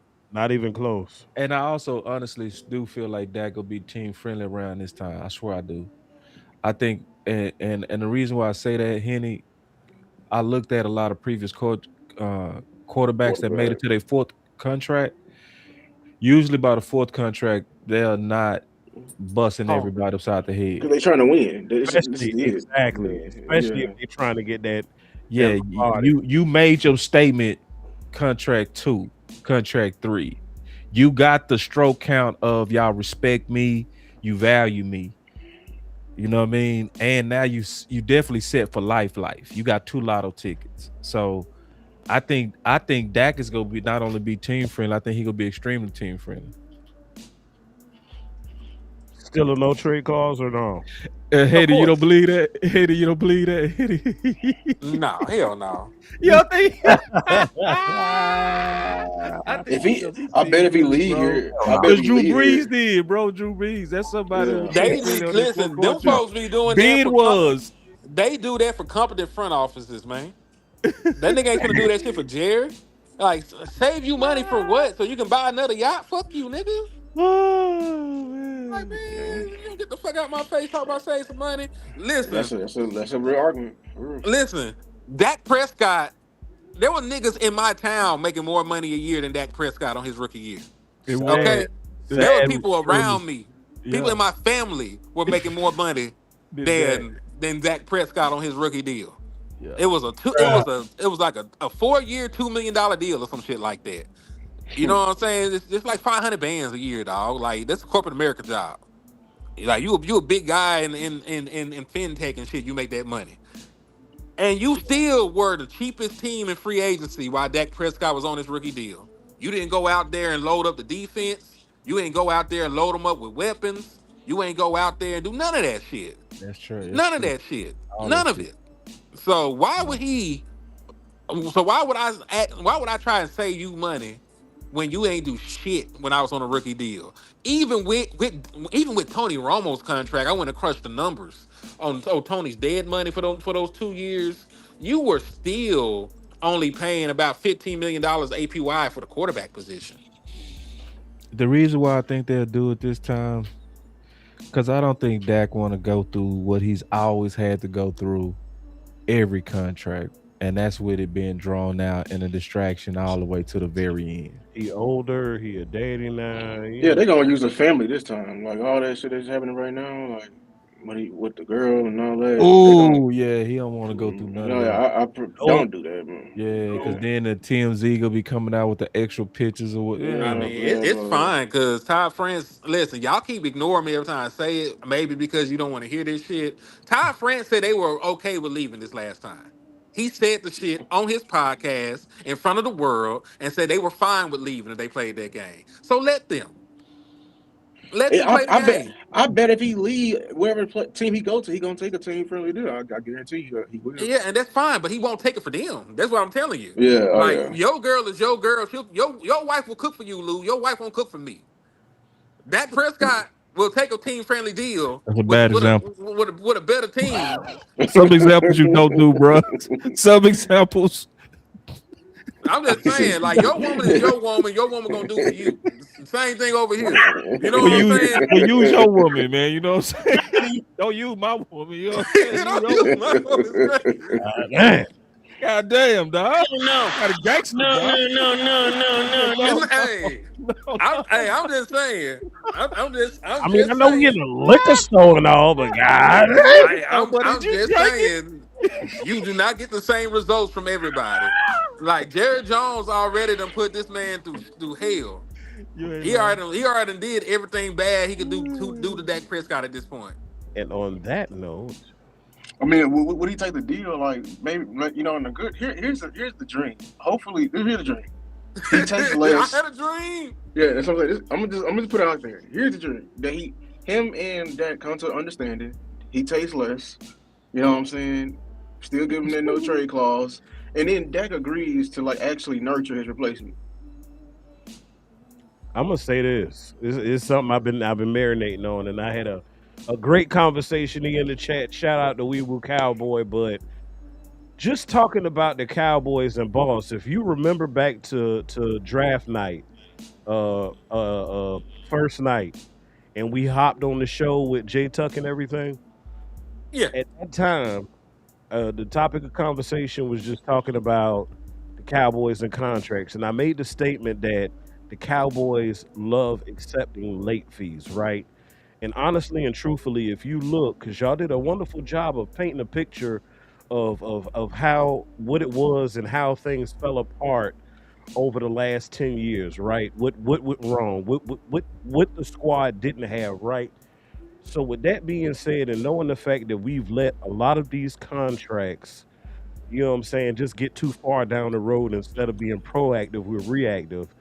Do you think that they may start to sense that urgency, knowing your franchise quarterback's contract is expiring, and knowing you got some other contracts that are going to be coming up? Do you think the Cowboys go ahead and say maybe, hey, Cooper Beebe, let's go ahead and get to the table. Let's get you done early. Hey, Well, see, maybe this Matt the thing. Tyler Booker, let's go ahead and get you knocked out They early. ain't gonna And they get ain't gonna But fight they for ahead. that do, money. but listen, this the thing. They do that with those kind of players. There was no Yeah. hubbub. Tyler Smith ain't have to fight for his money. They paid Tyler Smith. You know what I mean? They didn't have to. They didn't have to fight Trayvon Diggs and to pay Trayvon Diggs. They got it done. They got it done with the run blend. It's the superstars, that they don't pay. And I'm not saying that Tyler Smith ain't amazing, but he a fucking offensive lineman. They don't treat offensive linemen right. They gonna pay Yeah. him, but they ain't gonna be no long drawn out conversation with an offensive lineman So unless you're you like think Trent CD Williams has some the shit, issue? So CD huh? has the issue for contract two? I mean contract Of, three rather. of course. Yep. Yep. Yep. Of course. Yep. Nope. It's on brand. Dak Prescott, CD Lamb. If down the line, if Caleb Downs wants record setting money like what Derwin James got, it's gonna be a fight. They gonna say listen, when it's time to pay Caleb Downs, they're gonna tell you, boy, you a slot corner. Here's $15 million. Damn. After everything he would have done did. After everything you would have been done did, boy, you was a slot corner. Yeah, y'all about like 15 to $18 million. We like you, so we gonna give you 19 a year. Here you go, boy. Here you go, boy. See, that's the part that just it chaps my ass, man, because we'll have the talent and you reward the lesser of the two.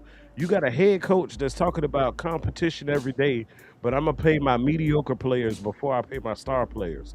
Like that's not how it works. When you see the display, a lot of times when you're talking about filling spaces and whatnot, people use the diagram of having a bowl, having a jar, and you fill it with the big rocks first. Then you come in with the smaller rocks. Then you fill it in with the sand. You don't start with sand first and then try and put your big blocks in after the fact. It don't work like that. You take the smaller things and fit them into the gaps and spaces that are left buy the big boulders, buy your big rocks, as in your superstars. That's the way that traditionally it should work. But in Dallas, everything is ass backwards. Like, truth be told, I really wish, because this is like talking to my boy T today. I had a great analogy. Looking at your Dallas Cowboys, right? It reminds me of a restaurant establishment. And anybody who's ever worked in restaurants, you got two parts of the restaurant. You got front of the house and back of the house. Front of the house is your servers and everything, right? And back of the house is your kitchen staff. I feel like we need to relinquish the back of the half to somebody outside, because front of the house you do wonderful, as far as the stadium and customer service and giving fans a world-class experience when they come to the Star and go to AT&T Stadium, and we bring players in here that are superstars that fans want to see. We're great on the front of the house aspect, but the back of the house, when it comes to actually serving up gourmet food, it's ass. It's ass. It's You give me a great, wonderful experience at this fine dining establishment to serve me bullshit. And quite frankly, we getting sick and tired of it. Yep. And to answer my boy point on here, because I made the joke, they're gonna try and tell him he a slot corner. He asked, "What safety's making?" Shit, a safety just got over $25 million APY, Yes, sir. and Caleb Downs is not gonna be eligible for a contract extension for another 3 years. Really 4. He got to play 3 years, and then after his third year, he'll be eligible for an extension. So just imagine what it is by then. It'll probably be in the 30s. He'll be a $30 million a year player by then, and the bullshit will start. And then fans are going to actually care about the podcast, even if he don't say anything egregious on there. Why are you not focusing on football? Especially It's we, always especially it's if we're always not gonna winning. be something. It's always gonna be something. Yeah, Always. and listen, I don't know if y'all play video games or not, but I played that new God of War a while back, Hmm. and they went and seen like the North Face or whatever, and they went and talked to them hoes like, "Hey man, we don't really know the future. It's just like all you niggas is so predictable. It's like we know the future. The Dallas Cowboys is just that predictable. They that predictable. I can That's see why the we need future. a bar rescue. In essence, that's what I was summing it. We need a bar rescue. Like, turn that shit over the wheel or give it up to somebody outside, because you do great on the front end, but the back end, you just, truth be told, this organization is really two luck ups away from being the goddamn Cleveland Browns. Yep, got lucky with Tony Romo and Dak Prescott. You That got part. two franchise quarterbacks when you shouldn't have been able to get them. Like Dak Prescott had no business being a fourth round pick, but you fucked around and found him. And then Tony Romo, I'm not sure who. And listen, this is why people be saying that niggas can't draft, because how the fuck Tony Romo was undrafted? Did you hear what OC Omenure said on RJ Choa's He said Tony Romo was the best quarterback he ever played the against. best? And he said, "Yeah, we did play Tom Brady, but Tony Romo was the most frustrating to play against." And that's coming from a goddamn giant.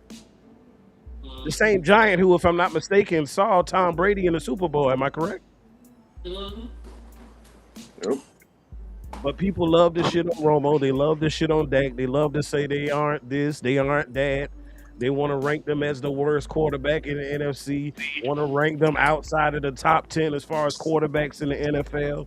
But you got other NFL players who played on the opposite side of the ball from them saying that this individual is one of the best that I've ever seen playing the game at that position. For real? Yep. Yo, and I still got shit. Because again, I know we went off task. Because June 1st means more than just the George Pickens swatch, and we'll Yeah, talk about that shortly. Yes, right. yeah, good going. Ooh, But that's other people, time is a coming. They yes. day of reckoning is upon them. And according to a lot of reports, these are 4 names that are possible cap casualties come June 1st. Dallas Cowboys own Tony Pollard, Alvin Kamara, Patrick Queen, and then defensive tackle TJ Slayton. Now, I'm not going to give you the option of Alvin Kamara because everybody will say Alvin Kamara. So we already know everybody on this panel want Alvin Kamara. I'm still taking 3 out the 4, Henny. You taking 3 out of 4 of them? I'm taking 3 out of 4. I don't care if it's Pollard, Patrick, and TJ or Alvin, Patrick, and TJ. I'm taking 3 out of the 4. Dead ass. Man, And that's going to help you in 3 separate rooms that could really use the veteran experience. Because that's when you look at our team, and I'm talking about coaches on down, we real wet behind the ears in a lot of positions. You lack a lot of experience, you lack a lot of leadership in a lot of these rooms throughout the team. It's the simple things like that, the small things like that, that sets certain teams apart from others. When you've never been somewhere before, you don't have the roadmap and you just going as you know. It could be real difficult versus somebody who may have, sniffed it, been there before, don't have their virgin status or whatever. They done hit it a time or two. They can tell you a thing or two about maybe how to put a jimmy on. You know what I'm saying? Or how to put a hat on. You know what I'm saying? You can use that both ways, football or the other way. But that experience is so crucial. And truth be told, we've been saying it. You've heard all of us say it till we blue in the face. I You need agree another. with You need another running back. Period. you. Yeah, if we get Pollard, man, if I can't have Kamara, I feel so much better about this team. I would, that'd be because everybody who want Lightning, I mean, that's the Lightning I would take. I'm not gonna lie. He's a lot more complete, and he's a vet. Queen, I'll take Queen, but I don't view linebackers as a big need anymore. I really I'm not don't. gonna lie. I don't even want Queen. Yeah, like I don't. But you know what I'm saying. But Pollard, man, Pollard would do wonders right now, and what he can serve, especially with a limited role, and possibly he could be that big brother to Blue. You know what I'm saying? Like they the same, or supposed to be the same similar Kind of bad. archetype. You know what I'm saying? Tony, But I think Tony Pollard a bit is bigger, right? Is Tony Pollard not like yeah, 215 or he, some shit like that? he's solid. You know what I'm saying? Like he's Pollard is definitely bigger. sneaky big, real talk. Yeah, he is. For Alvin real. Kamara is sneakily big. I True. was tripping. Alvin Kamara is Yeah. 215 pounds. Yeah, that's what I was saying. Like he can come over here and be a power back. Like people don't really understand. He just faster than everybody. You know what I'm saying? Like That's the part that fools you. yeah, like they like people was calling him boom and zoom, but like bro, like no, Kamara he can shake you out his shoes and he can run through you in terms of your arm. Yeah, Hey, boss, like I'm gonna give y'all the leeway. If you could add two, I'm gonna level it down to two. Then, boss, which two of these players are you taking? Oh, Kamara. It's You easy. gotta give me one more.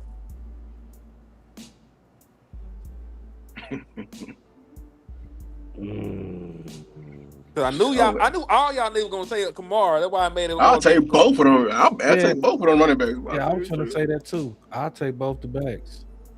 Really? We just have a march part of the competition, I bro. would. Break the pool stick. I mean, why keep trying to make Blue Pollard when we already can get him? That is fair though, because a lot of niggas did say that he was Tony Pollard. Did they not? Yeah, and he ain't no Pollard. Do y'all not think that we should look at potentially trying to gain? Because I keep hearing 27. 27 is a real nice draft, right? I keep hearing that, It's amazing. On but paper, it's amazing. at the same time, we don't have the picks in that draft, right? Yeah, We No. we're ju- not gonna we on- have. we We're not only gonna. have three picks that matter. We got a first round pick, a second round pick, and a third. We don't have a fourth or fifth. We got two six, and we don't even have a seventh round pick. I think Hey, we need. I Gary. think I think at some point in time this season we need to put a few guys on the auction block. Truth be told, Who are you? especially if you get a move or two like what you got posted up here. Oh, guess what? Blue, bye. I'm But trying. see, but this the thing. In order to get draft picks, you got to have shit that people want. It's true, true, Like you have been naming Blue. true, Nobody fucking wants Blue. true. So What you gonna get for Blue? A seventh round pick? That it don't matter. no, you probably gonna get that. Yeah, like you ain't gonna get shit for Blue. You ain't gonna get shit for some of these players we speaking on. Cause think about it, we got, and I know that Rashawn Gary is not this sack artist that we wanted, but we got a veteran Pro Bowl pass rusher for a fourth, right? A fourth. Mm-hmm. So what do you actually think you can get for a backup running back with that averages under 4 yards a carry and has under 200 rushing yards for his career? What could you get for that nigga? Nothing because The then fuck out of their face. yeah, because because then Jacksonville trade what's his name, Tank Bigsby, and he was like sharing carries, and they only traded him for like what, a 7 to the Eagles or something like that, 6 or 7. Boy, we would have loved to get Micah Fitzpatrick, multi-time All Pro, still had juice. That nigga went for a 7th round pick. Man, well, I'm still mad about that too. To be honest That's with tough. you. It worked out because of who we ended up getting, but I would have loved to get Minka. I would have loved him a lot more than we got right now. I'm telling you right now. Well, not I'm gonna Caleb. I'm talking about like if we had him instead of, see, people gonna hate me, instead of Jalen Thompson, I'd be a lot more happy. I'm telling you that right now. We'll be a lot more dangerous. I mean, people know? can't be mad at you because Minka Fitzpatrick is a better player. I Yeah, don't know why 'cause people would be mad at yeah, that. Like he is better, but yeah, 'cause I like Jalen Thompson, but Minka's better. Yeah, we watched the film, bro. Like Jalen had obvious warts. You know what I'm saying? Especially in coverage. Minka was 10 times better than him at his older age at coverage. Like, you know what I'm Jalen saying? is definitely a box safety. Yeah. He's a better Donovan Wilson. Like I'm not going to keep him in coverage too much, but I trust him to tackle. I trust him in a short area, and he a veteran presence. I can say positive things about Jalen, but Minka much better. Minka is much better. Somebody said you would have to trade Steele. Yeah, I think that was a D shirt. That's a good one, D. That's a good one. I was gonna say that. Yeah, It's I gonna like that. listen. I don't want to trade Steele and then turn around and use my 1st round pick on the offensive lineman. Because that's exactly what the fuck they'll do. It's like hustling backwards at that point, man. Like you get rid of Steele just so you can, like, nah. Like Nate Thomas got to save me from this nigga. Yeah, that's what I'm saying. That's why you'll do it. I think we loaded it. We loaded that tackle. I really do. I think this is the transition year. You know what I'm saying? I think we can trade Steele the moment we feel good about Guyton. If Guyton hits, I think that's when you can trade Steele. Just being honest with you. But who now plays Steele position? Thomas. Yeah. Oh, Nate. Okay. Yeah, Nate. Mm-hmm. And then you still got the 4th round rookie who he gonna take some time, to be honest with you. What about your boy Cornell? What you think Cornell is gonna do this year, Lou? I need to see how he look in camp. I told him what he need to work on. Hopefully he's been working on it. I need to see it in camp. He likes Steele. All these linemen, but they got all the same awards. You're gonna have to run the ball. I'm gonna tell you that right now. You're gonna have to run the ball.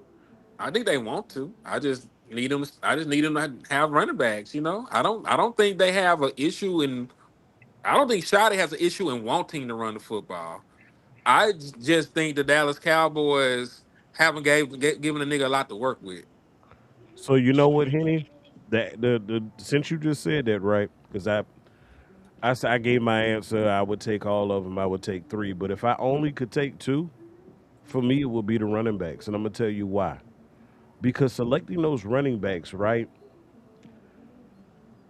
You gave an answer earlier. I forgot what player it was in regards to, but I think we were talking about cornerback, and you were saying you believe.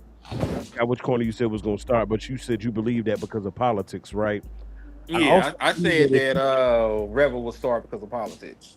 That's right. That's right.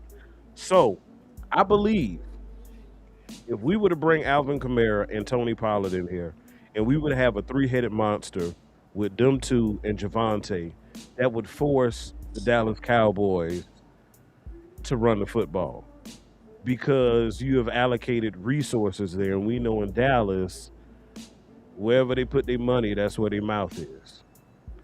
So yeah, but this is the only pushback I have to that because that sounds amazing. To be in the running back room, we got to put the money there. Granted, it still ain't the money in the receiver room. That's my point. Or the quarterback room. Because you got a $60 million quarterback, you got the 2nd highest paid wide receiver, and you got George Pickens, making $27 million fully guaranteed this year because you a jackass and put a franchise tag on the nigga. But outside of that, I'm just saying, like, you got a lot of resources allocated to throwing the football around. And then if you just talk about throwing the ball, Jake Ferguson is a top 10 paid tight end. So you got a highly paid tight end, two highly paid wide receivers, a highly paid quarterback. Like, it's gonna be philosophy on if we run the ball. 'Cause it's never going to amount numerically, to that being where the resources is at. It's never going to be that. And we run the ball, it's going to be because Shotty wants to run the ball, and that's the makeup of this team. That's what he believes in. That's the only way that we run the football, because you cannot beat those numbers over there when it comes to throwing the ball around. Damn, Trip Aces. I think I get what you're saying. Trip Aces commented and said greatest stars on turf. And I think that's a spinoff of the greatest show on turf. Like the Rams were that year when they had what was it? Isaac Bruce and Torrey Holt. Torrey Holt. I think that's pretty much what we got. But they also had Marshall Falk though. They did have Marshall Falk, nigga. People leave that out. You know what I'm saying? Yeah. Marshall Falk was dope, and he could catch out the backfield, Lou. Yeah, So what? on purpose. And They had a shit dope like old that line be- too. They had a Hall of Fame left tackle too. Sure did. Shit like that is why I get upset when people be trying to criticize Dak Prescott. Like, these niggas play with a team full of Hall of Famers and win championships, but Dak's supposed to win with Ryan Flournoy, nigga. Nah, you got more than you got too much help. Like, man, I don't want to hear that shit. But that in itself is a compliment. Because you're No. saying he's good enough to be able to make that work. True, it's a backhanded compliment, but it's still one nonetheless. You know the worst thing about the June. I'm sorry. You good? Go ahead, dog. The worst thing about the June 1st list that you put up is that we don't have the demand from the fans to improve. We They don't. think they ready. That's the only problem with opportunities like right now. See, because if people really looking at us honestly, we have all taken our list down. We don't went from Max Crosby's to Myles Garrett's. Right. We now heard like we'll take old Bosa. I said Von Miller, nigga. Von Miller. We'll take Chubb, and we still have a lot of people out here like, no, we don't need nothing else. We go get 50 sacks. Bro, got us looking at thoughts, dog. That halfback over there, shit. There's people who think. I saw somebody say that Ezraku and Lawrence can be something what they had in Denver with Nick Bonito. That took time, dog. That took 3 years. It took 3 years to do. Yeah, the first year Nick Bonito had 1.5. The second year he had 6. Year 3 is when he jumped out, and that's when he also had BT Jordan in year 3.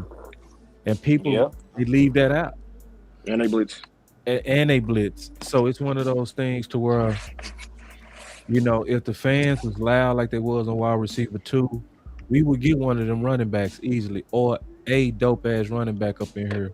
Damn, we would, but we likely not, because it's just not enough noise, and it's show not enough noise at edge. It's definitely not enough. It's a lot of people that think. And I hope they right too. I also want to say that. I hope they right. I hope we do have 40 to 50 sacks. You know what I'm saying? From this group. I would hope. History doesn't say that's gonna happen though. It doesn't say it when you look at the if you really break down everybody, right? And you say, what do I expect each one of these guys to do and add it up? Because if people saying they expecting double-digit sacks from the interior, that's likely not going to happen. Quentin Williams only had 1.5 last year. Yep. It's been like 3 years since he had double-digit sacks. It's been a long time. Mm-hmm. That's why, I don't Lou. All the D tackles can do it. I'm like, bro, you don't pay D tackles to get sacks. Mm-hmm. I just don't pay safeties to cover. I want them to cover, but your best cover guys are your corners. You'll never pay a safety to do what Reeves can do. You'll never do that. Yeah. It's no They get spoiled with Chris Jones and Aaron Donalds and shit, and they don't realize those are the outliers. Like most yeah, defensive tackles don't get sacks. right. So it's not enough noise. Likely everything that we saying is gonna really get realistic at the trade deadline, and also depending on how we playing. And honestly, even So if we're that, talking I about don't, it, I don't like, trust that. I don't trust that either because like this is gonna be different than Quentin and then trading for Amari Cooper because we're dealing with edge. It's like it's a higher like more value yeah, position. It's it's gonna a high cost more. value position. It's gonna cost more, right? It's gonna cost more. Like okay, Dexter just went for one first. Well, what's the edge equivalent of somebody on Dexter's level? You know what I'm saying? Shit. And listen, even if you trade for one, like the Eagles turned around and traded for their edge, and they had to get that nigga $30 million a year. Exactly. It's not going to be Um, cheap. it's not gonna be cheap. So. Nope. So that's why I won't be pessimistic. I just am being realistic. I just don't see them. I'll be very surprised if they did it. Broke You're five. going to have to. I'm not even hoping to get sacks anymore. I'm just hoping we can be like the Patriots, because the Patriots had the same amount of sacks as we did last year. They Pressure were on it. just a solid team. They forced turnovers. They were stout against the run. They didn't allow a lot of explosives. Like they were You just an know what overall good defense without getting sacks. Yeah, you know what the Patriots got though? You know what the Patriots got? Corners. corners. Christian Gonzalez, Yeah, hmm That boy's a so cold. dog. Yeah, that boy locked up there saying in the Super Bowl. Like, Nobody want listen, to talk about that. Yeah, Land was sad. That nigga talked to me before that particular draft. That nigga was upset we couldn't get Christian Gonzalez. That was his nigga. That nigga was hurt. he was I right. He was right. Christian Gonzalez was day one, day like one. immediate. You know what I'm saying? immediate. And you He know was how? And do you know what really stamped it? We played them his rookie year, and Dak did not test him, and Dak did not attack them vertically until Christian Gonzalez got hurt and had to lead the game. The very Sure first did. game after Christian Gonzalez got hurt, he threw a touchdown to CD Lamb. He did not attack them niggas vertically until Christian Gonzalez left the game. when did Christian Gonzalez get picked? He got drafted in 2022. But what pick? 2023, I'm sorry. Let me go look. Because I was landlord mad at I it. think we. Uh-oh. He just liked I'm him. bad. Uh-oh. See that? The Spurs damn near down by 20 in the third. That's why. Oh damn. What's the Damn, I series got the right game now? on. What's the series? 2-2. Series is tied 2-2 and the Thunder up 2-2. 76 to the Spurs 58 with 9:44 left in the third. Damn, I forgot I was here still at work. Yeah. Forgot to It's watch the looking a game. little rough for Wimby right now.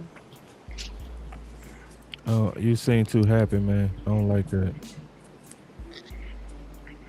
Why you happy? Who, me? No, because I rock with Tech. I'm still a Texas boy. I hate the Spurs. Oh, I see why. You got that Lakers shit.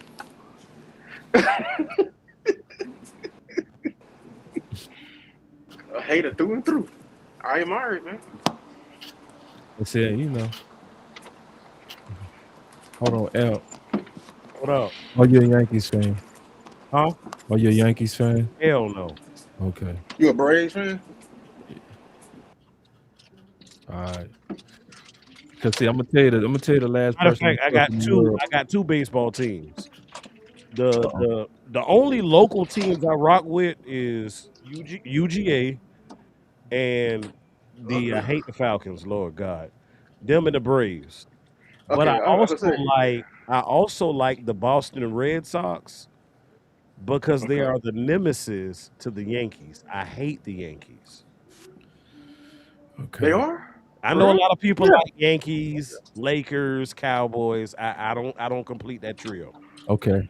I was just because I was value. I don't trust anybody that's a Yankees fan, Lakers fan, and Cowboys fan. I don't trust you. I don't even watch baseball to be a Yankees fan, nigga. But I'm just saying, like, 'cause see, those are like your most popular teams. That tells me a lot Right. about you. I am a first I am a Cowboy and a Mavericks fan the and an first, Arkansas Razorback fan. That is it. No, first throw one more poster baseball team in in my there. room was Alright. Magic Johnson. Throw one more baseball team in there, boss. Dodgers. And I was They never also a popular. Bulls fan either, boss. Never a Bulls fan. Dodgers are popular too. They are. Yeah, like real popular. The Dodgers, yeah. Okay. Boy, who changing oil? But you was talking about that Pickens too. Man, yeah, like this gonna be the official time where we can say it's a holdout. It's technically a holdout now, but like I was saying, you It'll be can't confuse it no more. Like Yeah. you can try and explain it away any other time until up to June 1st. Because once niggas start missing money, that shit real. It's real. You don't put your money where your mouth at. Hold out or hold in. But I want to ask y'all a question because I'm gonna answer your question. I think that he holds out because David already tried to hold in Micah. He didn't get the result he wanted. I think Micah would have preferred to be here, and he had to force his way out to get the contract. So I think he stays away. My issue is this. I want to ask y'all this shit. Why did this nigga sign the fucking tag? Why He did wouldn't because listen, he would not have had to worry about fines or anything like that. He could have just chilled. Okay, see, that's what I was confused about. So, since he signed the tag, now he is susceptible to the fines, and they Correct. aren't refundable, correct? Yeah, and he's susceptible to the fines, and they're not forgivable because he's no longer on a rookie deal. All he had to do, was not sign the motherfucker, and then it wouldn't have been nothing. Like you can't find me or nothing. I don't work for you niggas. What the fuck Ain't no. doing? But I'm gonna give you. I'm gonna give you my theory, and then I'm gonna ask y'all what you think about this shit. I think he signed it and attempted to get his trade, but I just think because of the timing that it fell through. You know what I'm saying? Like niggas went through the draft process. Like they were horny to draft Remember, niggas. they said he had signed, then he didn't sign, then he did sign, then he didn't sign, then he did sign. So I think what you said, it might be some truth to that, Henny, bro. Because I think it's the medical. Clean, I think it's the bro. medical guarantees. Medical guarantees, you believe? Yeah. That's what I think. Because remember we was talking about this a long time ago, and we was talking about if we put him on a non-exclusive, he would sign it. Because we was talking about Williams signed his early. Remember they did a non-exclusive tag, and we was looking at all the people that David Mulligetta represented that was on non-exclusive, and Williams, I forgot his name, but he was with Seattle, the defensive tackle. What's his name? I know Williams' last name. I forgot the first name. No, so the L. Leonard Williams. Leonard Williams. Yeah. So Leonard Williams was on a non-exclusive tag represented by David Mulligetta. And he actually played on it. No, he signed it early, and he ended up getting a contract before July 15th. But he signed it early. Okay. So he signed it early, like in March. Yeah, he signed it early, and that's why I was saying, because me and you, we was having a debate around that time, because you said he not a slave ball. Yeah, I remember that shit. Yeah, I was just trying to send that nigga anywhere. Yeah, we was trying to send him everywhere. He was boss. He got rights, and so we was going back and forth on our research, and that's when I figured out. I said, okay, it's a tag you could put him on that he'll sign, and it was a non-exclusive tag, and they end up doing a non-exclusive tag, but he didn't sign it, which was, so it goes back to your question of why. I think it was the medical guarantees, and I also believe, in my honest to God opinion, he was sending a signal that he wanted to be in Dallas, because if you sign it early, that gives both sides the rights to start shopping you now. You see what I'm saying? Like, because see, Pickens is sending a message at first when he didn't sign it that I don't want to leave. You see what I'm saying? So teams is not going to even be talking to Jerry now. And that's what make it so disingenuous for him to be acting like it ain't no market. It's like he just signed the shit. Like if he would have signed it at the first start of free agency, ain't no telling what could have happened in terms of talks. Anything could have happened. Anything could have happened, but he signed it late. And now they saying it wasn't no market. Started. Right. It just started when he signed it because now they gave both sides the right to shop. And that was right around the draft time. So And at that time, everybody was horny for the draft that was deep with them yeah, body ass receivers, like you keep talking about, that we gonna end up seeing this year. So it was like, you know it what? was the timing. Yeah, the timing was bad. It's like everybody and Henry warned about that and was dead right. He was like 2 weeks before the draft. Everybody finna put all their team resources on the draft. And that's true. You go put all your energy to getting these picks in. And that's what any smart team go do. So do you really have time to be that work? you put in all that work of researching all these dudes, 600 terms of candidates, all this flying around in your scouts, all these meetings and shit like that, trying to narrow down your board. You literally wine and dine these niggas. You done went to dinner with these boys. You done talked to these niggas about their families and their dreams and ambitions and everything else. Let's be real. You grow attached to motherfuckers. Like that's a human element to the shit. Facts. Like I believe in this kid. Like man, this nigga remind me of my son. I'm fucking because I'm fucking because yeah. This exactly how I see it. That's how it be for real. Bro, it's just ass backwards when you think about it, because it's like, man, real talk. Like, if you look at Dallas from the outside, right, looking in, you look at an organization, boss. I'm about to use your phrase right now, but you're looking at an organization who put their hoe up and then wonder why they wasn't turning tricks. He said he put her up and she why she wasn't turning. And people ain't go get that. You know, it's a lot of people still fall for the banana in the tailpipe. It's no market for Pickens. It's crazy. But then but the main thing I wanted to get back to though is he gonna hold out or hold in, or is he gonna come? I think he gonna hold out. I think he want to stay. I think all of this is fully on like front office. I really do. I think it's front office is not talking. Of course, we already know that.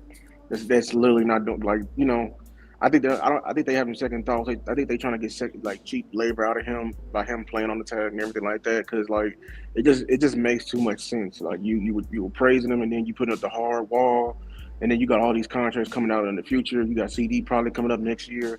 Like it seems like you have every right to be dragging your feet and on the situation right here, and it just makes too much sense. So I think him staying all the way out, not even showing up, he got to do extreme measures to get what he wants. I think Big Time said he pulling up. I think he holds in. Yeah. He done screwed himself. Basically, what you telling me, like the fact that now he gonna get penalized and it's gonna hit him in the pocket. Now he probably gonna show up. I think holding in is even more risky than holding out. I'm just being honest with you. It is. And Dallas it is. So I would literally tell, like, if David didn't learn his lesson yet, he would advise him to hold out, like stay all the way out. Like, why be there? He's just too crazy, man, to be put to the corner by Jerry. I'm just saying it right now. Like, no, do not do that. Are we giving final words, or are we still rocking? I'm just talking about this Pickett situation because it's getting close, and to me, I don't see. Is it tomorrow? If you said we not June talking, 1st. Well, I'm trying to really think this through, okay? Because the mandatory is June 1st, or is it June? Is that the mandatory? I'm about to go to Patrick Page because he had it. When is our OTAs tomorrow? Patrick who? No, sir. No, OTAs start. Oh, okay. OTAs start on the first for us. The mandatory though. You sure it's the first? Yep. We start the first. Well, mandatory. Now I'm saying mandatory, not voluntary. Yep. Mandatory. Yeah. I went and looked. Is it the first or second, Henny? Oh, we finna know now. You report on the first and start on the second. I'm going to read you because I went to the Dallas Cowboys site because I was talking about it earlier. So I got the screenshot still. So yes, June mandatory OTAs are the 1st and the 2nd, the 8th and the 9th, and then June 11th. Those are the dates for the Dallas Cowboys mandatory OTAs. Okay, mandatory minicamp is the 16th through the 18th. Then the deadline for franchise tag extensions is July the 15th. Training camp in Oxnard to be determined, but it's late July. And you know, I went in and looked. I got this from the Dallas Cowboy website. So I So went and on the screenshot Dallas it. Cowboys website, I wasn't paying attention. That's my bad. June 1st is mandatory. June 1st through the 2nd, June 8th through the 9th. Because it's broken up. There's two sets of days, then one day. What It's tab the is that first on, and second. Non-exclusive. Yeah, he on a non-exclusive tag. Yeah, non-exclusive. No, I'm saying Henny. What on the Cowboys web page? What tab is that on there? Oh shit! I just had Googled it. I Googled Googled it and I went through there and took it right through there. Yeah. Because my question is, how does Pickens draw them to the negotiating table unless he holds out? Because to me, if you show up and you show no resistance, then that means that you're saying, in my opinion, that you're okay with playing on the I'm tag. tired. That's why he does. You he have needs to stay show off. some form of resistance. Yes, he has to stay out that building. My That thing would is be this. best. That would be best. Hey, I think it's best for him to be here in 2026, but I don't know. I don't You think necessarily he should know. show up? No, that's not what I'm saying. I'm saying I'm asking the question because I agree that it's dangerous as hell to show up, but this is the thing I'm asking because his deadline is different than Michael's. Like they got to make a decision on him before Oxnard even before starts. Oxnard, Yeah, right? so he got to be more extreme than Michael. he not So even so that's also my point. So what could he possibly do if they are just dead set on you're playing on this tag, nigga? You know, what could he possibly do to change their mind on that? So it sounds like he needs to. See, they don't care. He gave up his leverage, right? So in their mind, they're like, "Hey, nigga, we already told you what we're gonna pay you for this year. It is what it is. You sign on the dotted line." Boss, I'm trying to think through this like you too, also, right? I'm thinking on like Jared because that's the evil motherfucker. In George Pickens' situation, this particular situation, he needs to show up. And the reason I say he needs to show up is because we learned from Micah. We learned from Micah that there was an agreement on the table already. He signed a napkin deal, whatever. And then he decided he wanted to renege, and then Jerry and Steven got hot. What I don't want for Pickens is the fact that he signed this tag, and now you're going to turn your back and renege and attempt to hold out. I feel like by him holding out, Lou, trust me, Lou, hear me out when I say this. I feel you when you say it. If it was the traditional situation, you know, similar to Micah, I would say, yeah, do your thing naive. But because it is what it is and it's non-exclusive, and he's got till July 15th, I'm going to say use these OTA opportunities, step into the building, get into their presence, already have David on speed dial. Hell, tell him to come to OTAs too, and just see if you can poke at him one more time. You need to be extreme, man. I think the only way to get the fans on your side is to hold out. Like, remember what happened when CD wasn't there in the camp? Did anybody show up at camp? No. Exactly. You know what I'm saying? Like, camp you gotta was get it. Ghost town. But this is the thing. Ain't nobody showing up to OTAs though, dog. But he was just saying in terms of the demand. I know you gotta hurt their pockets. And I don't really think that will work, Lou. That's what I'm saying. Because of the time frame, I don't think that'll work. Yeah, if it was the same situation, OTAs, you know, concerned about going into the season, camp, all this other shit. Yeah. Like it's to the July point 15 kind of fucks him. Yeah, that's all I'm saying. I'm just saying, like, if they you gotta act out. Right. Or but that's the what about this? What about this? I'm gonna just throw out a whole different plan. I want to go ahead. Y'all to hear me out. Because he already getting pressure from the fans too, especially fans that don't really have empathy that'll say, you know, it's hard to have empathy if he don't when you're poor. That's facts. No, that's they hear $27 million. They don't get and they say shut the fuck up. That's exactly. You got rich nigga problems. That's what they telling you. Yeah. You got Rolex problems. I don't. Yeah. So, but I will say. Right, so, but that's the problem, though. That's the problem. So, if you show up and you trying to draw them to the table, I think you gotta, if you show up, you gotta directly call them out. Do a If press, do the Trayvon Diggs? no, the cameras go come up to you anyway. The Okay, cameras that's what I'm coming. saying. When the That's what I'm saying. Do cameras Trayvon come, Diggs? somebody go ask you In how a do you feel politically about the correct contract. way, In a like politically correct way, I want to be you a Dallas Cowboy. right. I'm willing to sign a deal with the Dallas Cowboys. They're not talking to my representation. The ball Yeah. is in their court. Yep. Media If they pressure. talk, Agreed. if they talk to David Mulugeta, I would be a Dallas Cowboy for life. Right. Agreed. I'm with it. That's to me the if you He because need Dak to stand with him like Trayvon Diggs did. yeah, Facts. and you gotta have only a couple of reporters that you already they finna serve you the ball the way that you need that ball served, right? So you go to James Slater, you go to Clarence Hill, and you Yeah, say, I go hey, to Clarence listen, Hill. this is I Yeah. need your lead off question. I'm only taking your question and I'm walking off. I'm a clown today at practice. Me and Dak go crazy. We go put up some good highlights, I'm gonna make one of these dope one-handed catches. I'm gonna come right to the cameras and I'm gonna talk. I'm gonna say, hey, I just want to let everybody know that I really want to be a Dallas Cowboy. At this point, the Jerry and Steven are not talking to my representation. There is literally no deal that can be done if there's no talks. I want them to get to the point where they're talking and where we can try to get a deal done. I want to be here long term. And then don't say nothing else if you show up. Because see, it's a lot of fans. No more questions after that. No more questions, and don't take no more questions. Because now what you've done is you let it be known publicly. So now people don't get to act stupid. Oh, he cool with playing on the tag. Now I let everybody be known I want a long-term contract. If you show up though, if you show up to me, that's the best way to handle it, and don't say nothing else. Because what you're trying to do is you're trying to force them to the table, bro.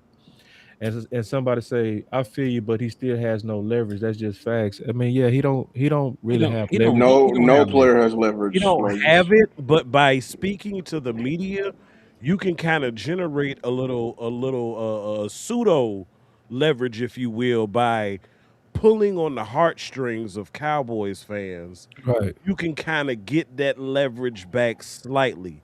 And I'm gonna say this right now, and it's gonna be hella unpopular. It's gonna be hella unpopular.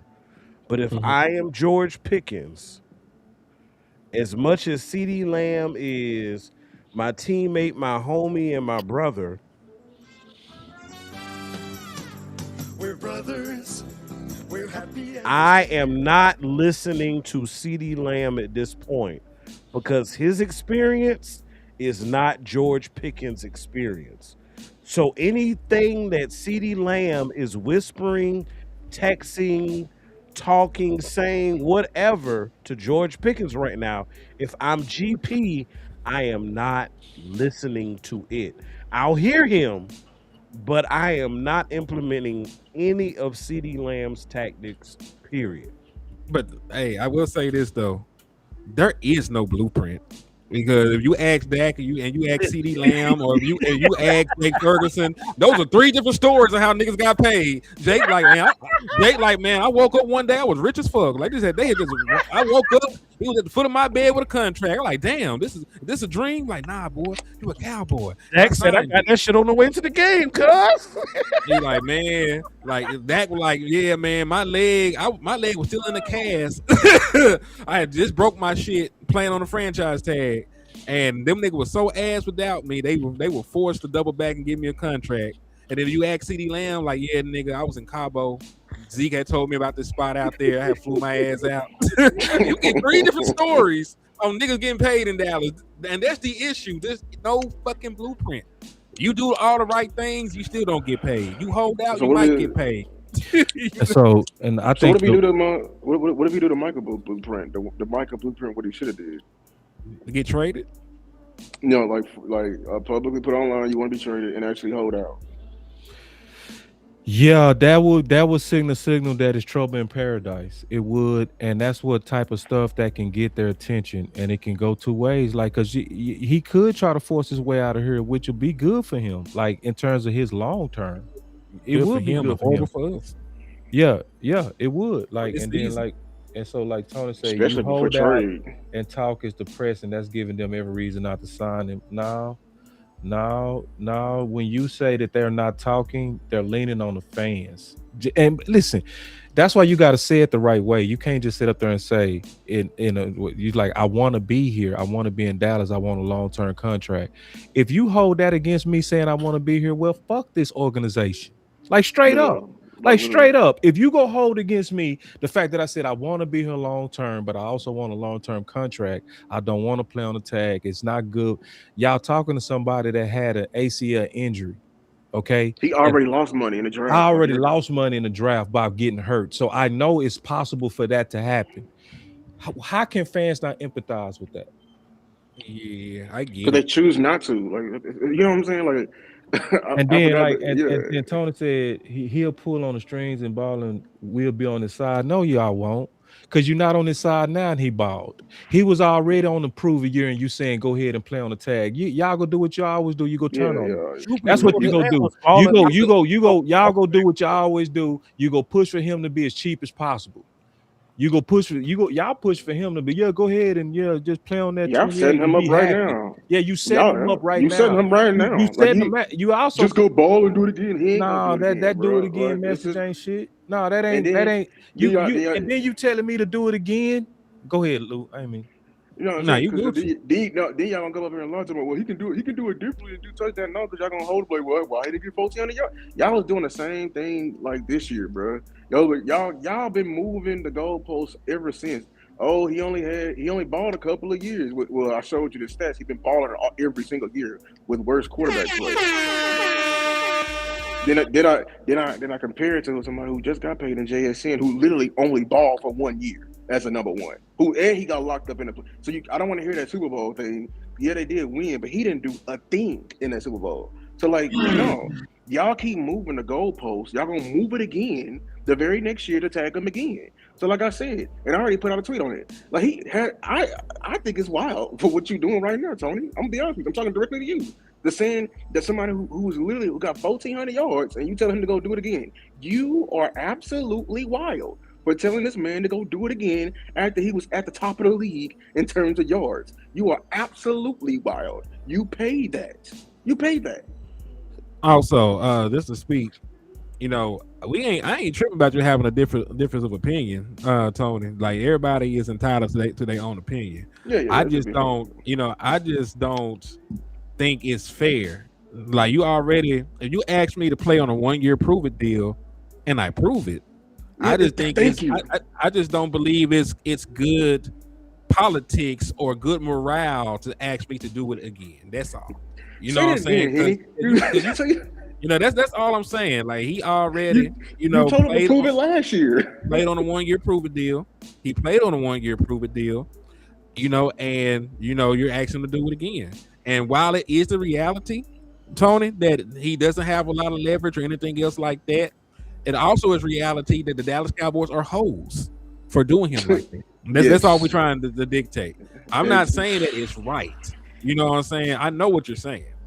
And like and Tony agrees. He's not arguing that. He knows it's not fair. He's just talking about the reality of what it is. Also, we can't hear you, boss. You're speaking and nothing's coming out your microphone.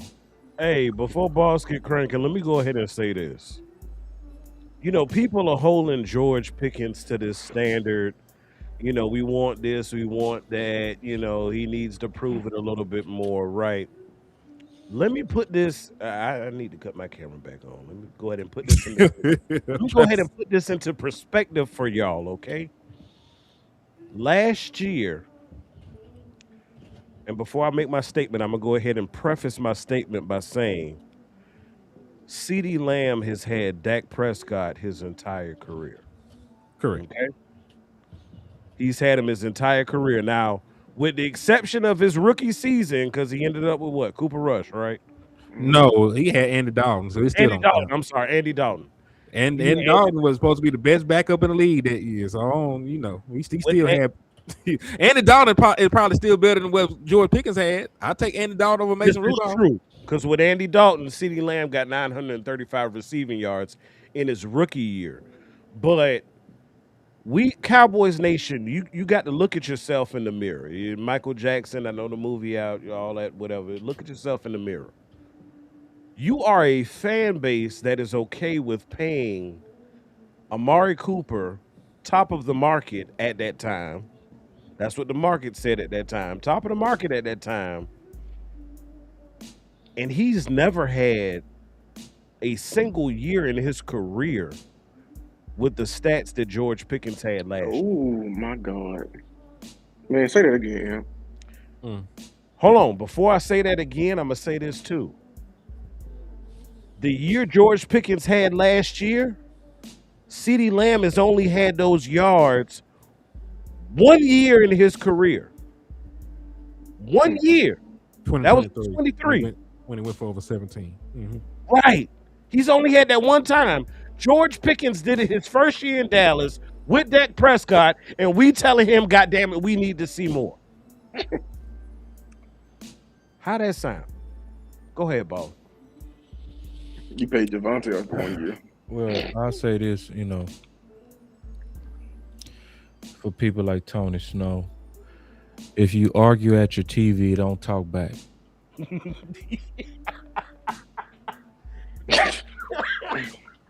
And just keeping it also real, when you argue at most content creators in the chat, they don't talk back to you either. So you can take it like an insult to when people actually going back and forth with you, or you can take it as what it is, a privilege that people take your concerns so important that we actually address it. Now, we don't agree with it, but we still address it. So it's a privilege to be in a chat where people take you serious enough individually to address you. So to where they stopping the whole show to address you and going back and forth with you. So it's actually a good thing. It's not a bad thing that we don't have the same opinion on this. But I just say this, the fans, for the most part, we are definitely turning on Pickens. It's a true about face. We want him to play on the tag, even though we all know, and we've shown multiple times on this channel, Lou has one of the best graphics of all time, showing that the bonus for most contracts is higher than the tag, even old contracts. That's insulting to say be grateful for something that most people get as even just a bonus. That's not even including the total guarantees. So when you're looking at the guarantee and you're looking at this man losing the $30 million in guarantee, I just don't want him being a malcontent, which he could be, bro. And his history says he does that. Like Lou has been warning us over and over that, like you showed a clip where he was blocking and chose not to block, and he said in the public, I ain't trying to risk getting hurt. That's what Pickens said. We showed, I'm gonna do a replay of my recap of him from game one, just how bad it was. Like the only reason people didn't lock in on Pickens is because of CeeDee Lamb's drops. Because CeeDee had like 1,000 drops. Yeah, he had like in pivotal drops. If it wouldn't have been for them drops, if anybody would have opened their left eye and just looked at Pickens a little bit, they would have been on his ass, because he was. If we had lost, if we had still lost that game, with the shit that happened, they would have been on his ass. They would have been on his ass, because he was tripping. It's history that says that Pickens trips. So it's like, and the worst thing that I hate is all that praise that they did. And then you turn around and want to talk to my representation. You said stuff like triple A pluses, ultimate competitor, similar to Michael Irvin. These are the words Jerry said. Overachieved. I asked, what do you do at your job when somebody been saying you have overachieved every mark? Lou said, I asked for a raise. Bro, I can't wait to the end of the year employee evaluation. Exactly, but I can't wait because I'm speaking from experience, very, very, very close experience. I'm telling you, because you've been saying I exceeded all the KPIs. Oh yeah, no. Yeah, you gotta pay me. So money talk, bullshit about that part. So if he show up and I put it like this, for all of our sake, I'm gonna tell you what all of us need right now. I ain't gonna lie to you. All of us need this. All of us need Pickens to be the type of man who don't know how to count money.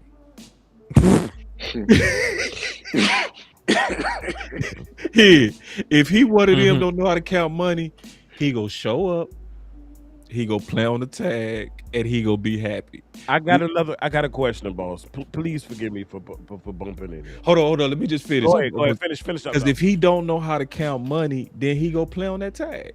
You know what I'm saying? And he gonna be happy because it is gonna be way more money than he's ever gotten. If he that type that don't know how to calculate what he potentially risking, that's good for us as fans. But if he the type that understand, oh no, I'm leaving another 40 million on the table by playing on this tag, he gonna be tripping. So my question is, Cowboys Nation, I'm gonna ask you to look yourself in the mirror one more time, and I want you to be real with yourself, and I want you to be real about the facts that are at hand. If George Pickens, whatever his middle name is, Pickens, if he is not on this roster in 2025, is your offense as productive as it was? Is your passing game as productive as it was with Ryan, Flo, whoever the hell he is? Is Javonte, does he hit over 1,000 yards for the first time ever in his career without George Pickens? Answer that question. I want to see the answers in the chat right now. Yes or no? If George Pickens is on, if George Pickens is not on this team in 2025, does your offense have the same production? If the answer is no, damn it, he deserves a contract. I'm ready to get super messy. Y'all ready? Would y'all tag CD? Oh, go ahead. I was asking him that. I was just gonna get messy with you. Me and you getting messy at the same time. What's up? Damn. What you finna say? We was thinking the same thing. Damn, D-Shift. Are we My ready? bad. Are we ready to have a conversation, Pickens or CD? No. I seen Dak in 2024 with one wide receiver. It was the worst career as a pro while he was healthy. I'm seeing it unanimous chat right now, y'all. It was his worst career. It was his worst season as a pro, as a healthy player. Like even before he got hurt. Asking that, let's say if it come down to budget, like I'm not saying that's the case, but I'm just saying let's just pretend for a second. Are we prepared to have that discussion from them being on the field? What if Pickens is just better, dog? Do we let the better receiver go? So Henny, you said something earlier. I'm about to pair what Henny said earlier with what you just said, boss. Henny, you said if we ain't got nothing that nobody want, you know what I'm saying, ain't nobody trading with us. Right. What if we put CeeDee Lamb on board? Trading block, sir. You heard it here first, ladies and gentlemen. Yeah, that's real, bro. I'm not going back to a word with one wide receiver. I'm not saying we doing that. I'm not saying we doing that, but the thing that I'm saying is this is a scenario to where Pickens could be better than CD, but yet because CD on the contract, he's safe and shit. And the dude that's the better of the two, we over here like he might get away. I don't think that's wise. That's crazy. GP made y'all question last year, but y'all like, yeah, don't give him a contract. That's why I asked y'all, would y'all tag CD? And everybody saying no, but y'all comfortable tagging Pickens. So what is it? Is this some gang shit? Because he with us and GP wasn't? Like what is it? Hey, I'm just from the mindset. I'm of the mindset because y'all remember when I was fighting to get a second wide receiver. I do. That's why. Like I watched the film, I seen how they played us. I saw the offense. I saw Dak. You look at his production. You look at his efficiency. It was shit. Like me and Landlord were having a conversation. It did Dak Prescott. It's a little bit of a different conversation that you having, though. A little bit of a different conversation that we having. But see, I'm not trusting them to replace what they lost. I'm not either, but we still haven't. You right, but I'm you already on step C. I'm on step B. Is what I'm saying. Like, because I already went through this, bro. I'm on B. We already went through this. I already went through this train of thought. Like, if we could only have one, right? Could either or CeeDee Lamb or George Pickens, how that affects the offense? Is that someone I want to live with? Will the Dallas Cowboys go through the channels of fixing it? My comfortability with them doing that. I done been down this already, so that's probably why I'm already steadfast. Yeah. You won't see because you won't see, bro. I'm just talking about beef right now.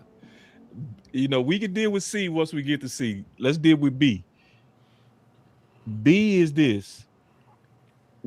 Okay. Let me ask the chat and everybody and the panel. Who was better last year between Pickens and CeeDee Lamb? I honestly don't know. Overall season in totality, it was George Pickens. Who has the better career thus far? CeeDee Lamb. CD. Okay, so then the tiebreaker could be next year. I'm just going at B. Them both on the field. You see what I'm saying? They on the field together, and we coming out. What was the second question? Who had the better career? And I know where you're going to. I see where you're going because if you add in quarterback and degree of difficulty, you can still say Pickens. You could. Yeah, because they really be. You y'all could. Y'all be downplaying. I see where you're going with that too. One side, I'm leaning over. Yeah, because see, I would say this, and I will shake your hand in full agreement on what I'm finna say. Ooh.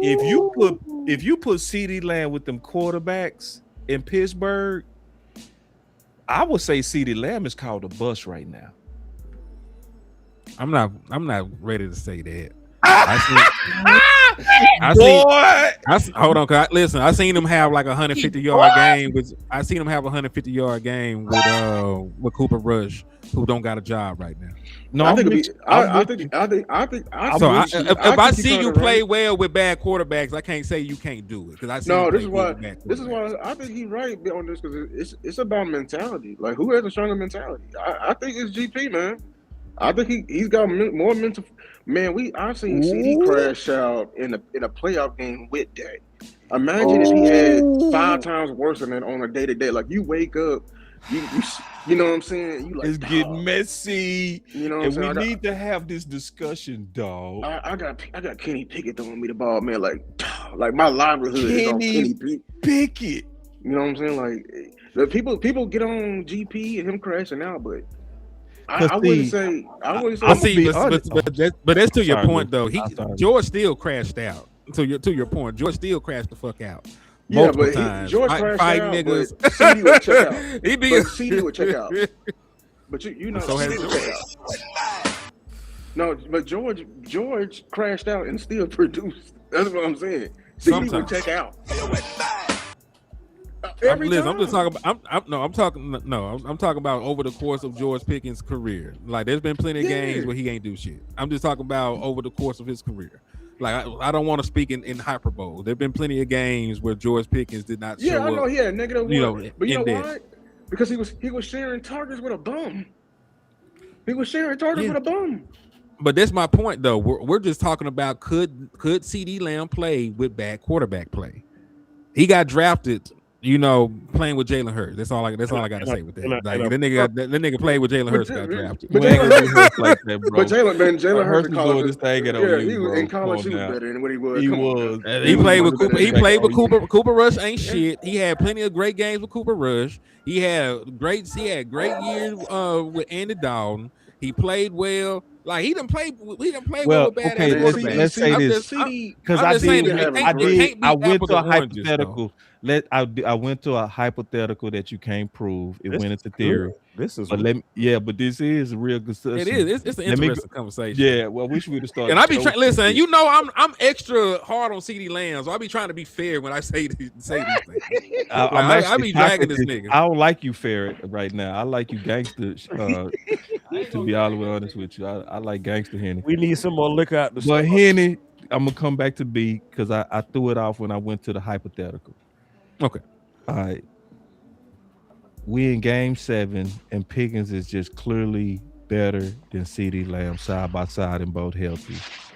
At what point did we start pressuring to sign Pickens as a number one, even if we had to get rid of CeeDee Lamb? If they talking about, because he said, this is what Steven said, it's hard to pay 2 number ones. That's what he said. No shit, Sherlock. True or false? So he said it, but this is the thing. You said Tracy Lamb mid-season. I ain't say that. I'm asking the question. You said what? I suggest having a conversation.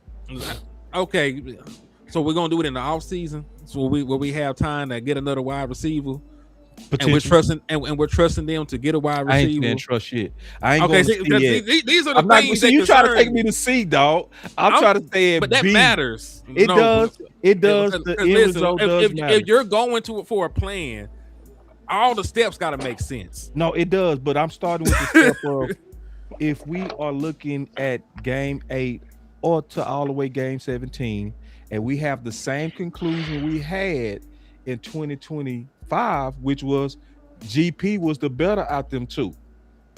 If we got the same conclusion next year, bro, it's time to ride for GP, dog.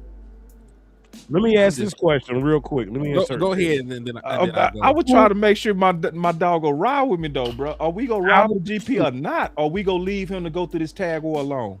Out of the two, who is the most versatile? The guy that plays CeeDee Lamb. He can play half. He can play halfback. He can play slide. He can play X. He can play every position out there. Can he really play halfback? God damn it! Can he really play halfback? Hell yeah. Yeah. He played it before. Like I think he played it in like high school or some shit. Like I know we saw him out there, but I mean, nah, he dope, bro. He dope. Landlord made a hole with the ball in his hand. I remember on the watch parties, I remember us saying, "Man, don't put CD back in that backfield no more." We said that, bro. No, it was no we. I never said it. They got mad. He got hurt and said it, but he was doing that shit with Mike McCarthy. He's been doing this. Yeah, that's what I'm saying. We said stop it. We was saying it then. CD dope said it then, bro. I was not. He saying can do it. I wouldn't do it because we got. I mean, because you got running backs now. What running backs do we really have though? I mean, Blue. Let me pull y'all back. I'm gonna pull y'all back because I see the chat saying we need both of them. We can't play that game. We can't play that game. But we got to. But this the issue. Y'all not playing. Hold on. Game. Hold on, because I have been team weapon. I am never pro moving backwards in terms of this. This is why I've been fighting to keep George Pickens here.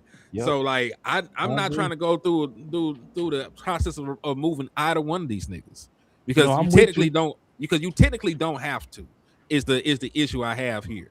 Because it keeps coming back to I much rather have this conversation about how soon we can move Jake and Bland because you may not be able to pay everybody, but there's dead weight on here, and that's the thing. I would much rather push for these niggas on bad contracts, underperforming to get cut before I cut my All-Pro, either one of my All-Pro wide receivers. Because what the fuck is Jake Ferguson doing here to have a job for us to have the conversation about moving a under 30 All-Pro wide receiver who even while injured had over 1,000 yards.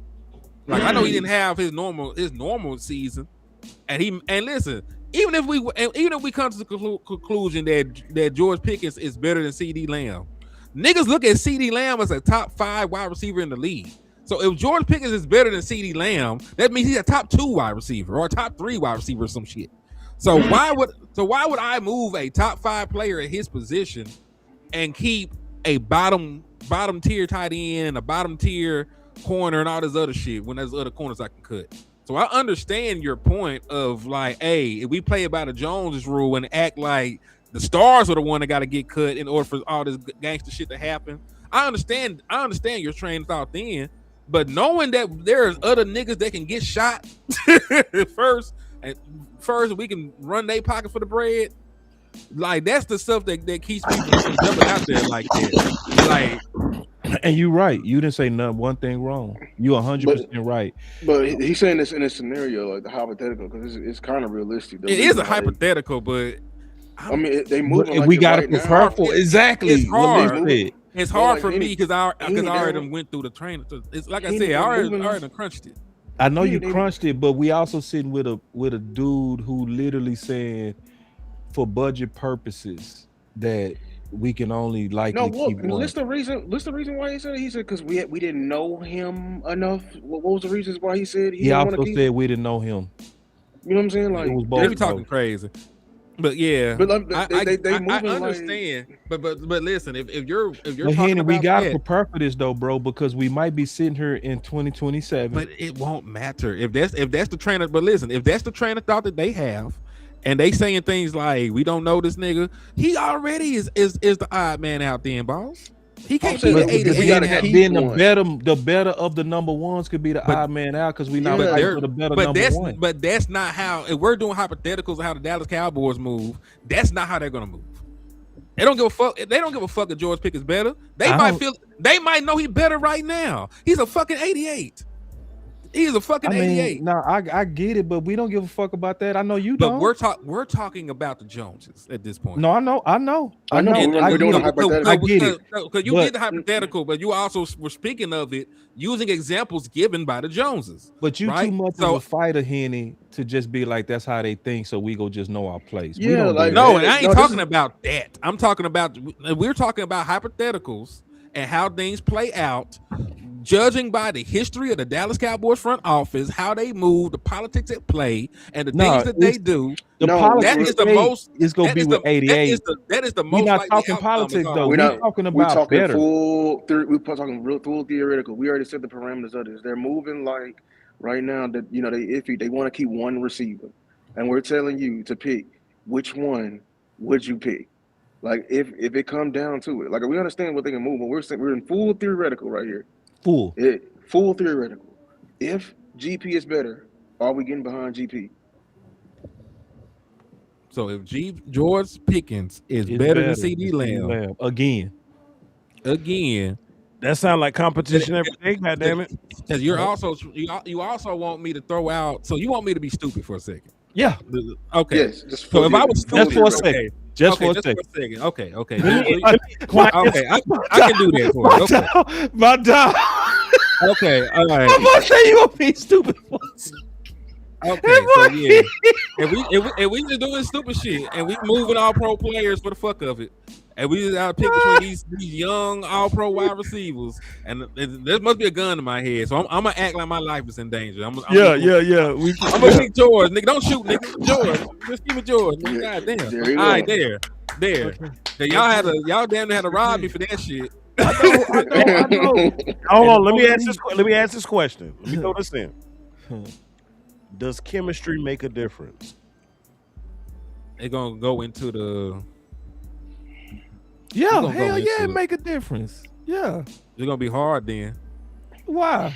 I don't know who had better chemistry. I'm gonna be honest with you. Now, GP. old girl that you've been knocking off for the last 10 years. Man. You know what I'm saying? Versus your new little shawty that you met 2 weeks ago. You know what I'm Be saying? hard, man. That newbie, that new. You like the new booty, Papa says shoot. but at the same time, you want that old thing back, damn it. What is it? It's Nah. hard. Paul. The better, then it goes back to the better, dog. If the old one is better, then I go with the better, cause the old one. If the new one is better, I go with the new one. That's why to me the first way to do it was call it the top breaker. They both got a year to compete, in my opinion. And that's if we go with exactly what Henny said. If I gotta be stupid, you know what I'm saying? If I gotta pick one, I ain't, Right. But the only reason I had that because we might be revisiting the same conversation in 2027. We might be like, hey, listen, y'all. Like it might be a situation where we come back and say, hey, fuck that. Listen, let's keep it real now. Because July 15th might come and go and it don't be shit. Yeah, he might play. And if he end up playing a whole year and he plays under the pressure of having to play on the tag and ball out on that bitch and ball out better. Like, yeah, I'm Better saying, when you come than back to that CD. table, they're gonna have the perfect Yeah, storyline. and especially if we I mean, see what we were seeing last year, bro, because we was the After a only year of film, Yeah, after a whole year, bro. Now listen, They this might is tag another the nigga thing again, too. though. That's what I'm saying. That's why I'm saying we need to get our feet ready to be gangster now. Like make our mind up now that now we ain't finna play. Polygamy. Now we finna. I'm not finna sit up here and take this. I put it like this: if they try to do Pickens if he does another great year better than CD, I can't sit there and be like, why the fuck is we? I'm gonna have to stand up. I'm gonna say, listen, bro, how the fuck is we over here saying this dude got to prove it again, right? Or play on the tag again, and CD Lamb is coming up on another contract. You know what it sounds like to me if they do that? Because Yeah, CD Lamb was coming up on the contract. That's no. the reason. What And if they? so What it if would they? make sense to get the better What if they? receiver done and move the other one on. What if they pay? What if they pay CD and then tag Pickens again? You know what that tells me? It seems like they trying to get Pickens on that Ooh. wide receiver 2 money. Like they trying to manufacture the game. You know what I'm saying? And But see, it's, that was my whole point. but I it's not the literally had same a though. video set up to do this, and I still got the thumbnail. You might see it later this week, but you heard it here first. Damn it! With George Pickens, when they brought him to Dallas, they brought him to Dallas with realistic wide receiver 2 numbers in their head. Yes. Well, then CD got hurt, and then a couple Yes. happened, and Yes. more teams when they played you were trying to take CD out the game, and they left But George open, and he balled more than anticipated. Like Ball said earlier, he exceeded expectations. See, on a real good note, Steven and Jerry thought we bring him in here, he's gonna be a top-notch wide receiver 2, potentially borderline 1. And he usurped that number 1. He killed it, he obliterated it, and now Jerry and Steven are like, oh shit. He that's what I'm balled. thinking. But this is the issue. Literally, I had a have. video entitled right now, Too Rich for Our Blood. That's what happened. He came here, he balled out, and you was like, oh shit, I didn't expect him to do that. Damn, he got a contract coming up. Shit, you trying to pay him? Nah, hell no, I ain't trying to pay him. That's too much. But that's the Yeah, thing yeah. though. You're That's paying what him happened. more. You're paying him more though, tagging him twice. I That's the- agree. I get it. I agree. But I that's the point that gets left out in translation. That they're not saving. they don't money. want they don't want to quit hitting that ass, Henny. Exactly. That's what they're trying to But just manufacture. give- And guess what? The fans ain't gonna. The They fans ain't got gonna know a the piece of difference. that new booty one time, and they want to hit it again. The fans ain't gonna know the difference either. They ain't gonna know. They ain't gonna know the difference.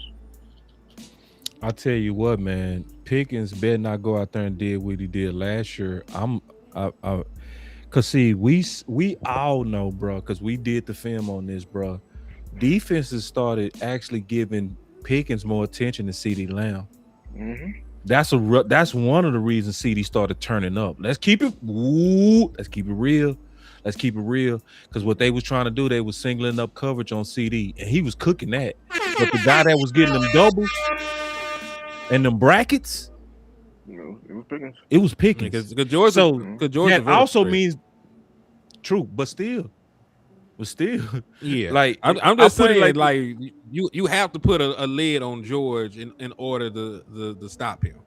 Because if he's in single coverage, that could throw a goal ball to this nigga at any point. And because he has that big ass catch radius and that wingspan, And see, that's the point. You making my point. I'm just talking about schematic. Yeah, schematic. I'm just talking about the schematics. Because CD Lamb gets bracketed underneath when it's depending on where you at on where they wrote the coverage. It's the how. But Henny, Sertan and a safety. They put Sertan and a safety on this man. Henny, Sertan as they on this should. man. And they took as they should. Sertan and a safety, Henny. Sertan and a safety, Denver, dog. That's what they did to Pickens. Yeah, it's great respect. They put on 2 rubbers. Yeah, but this is the thing. But this is the thing, and I get that, and it's beautiful.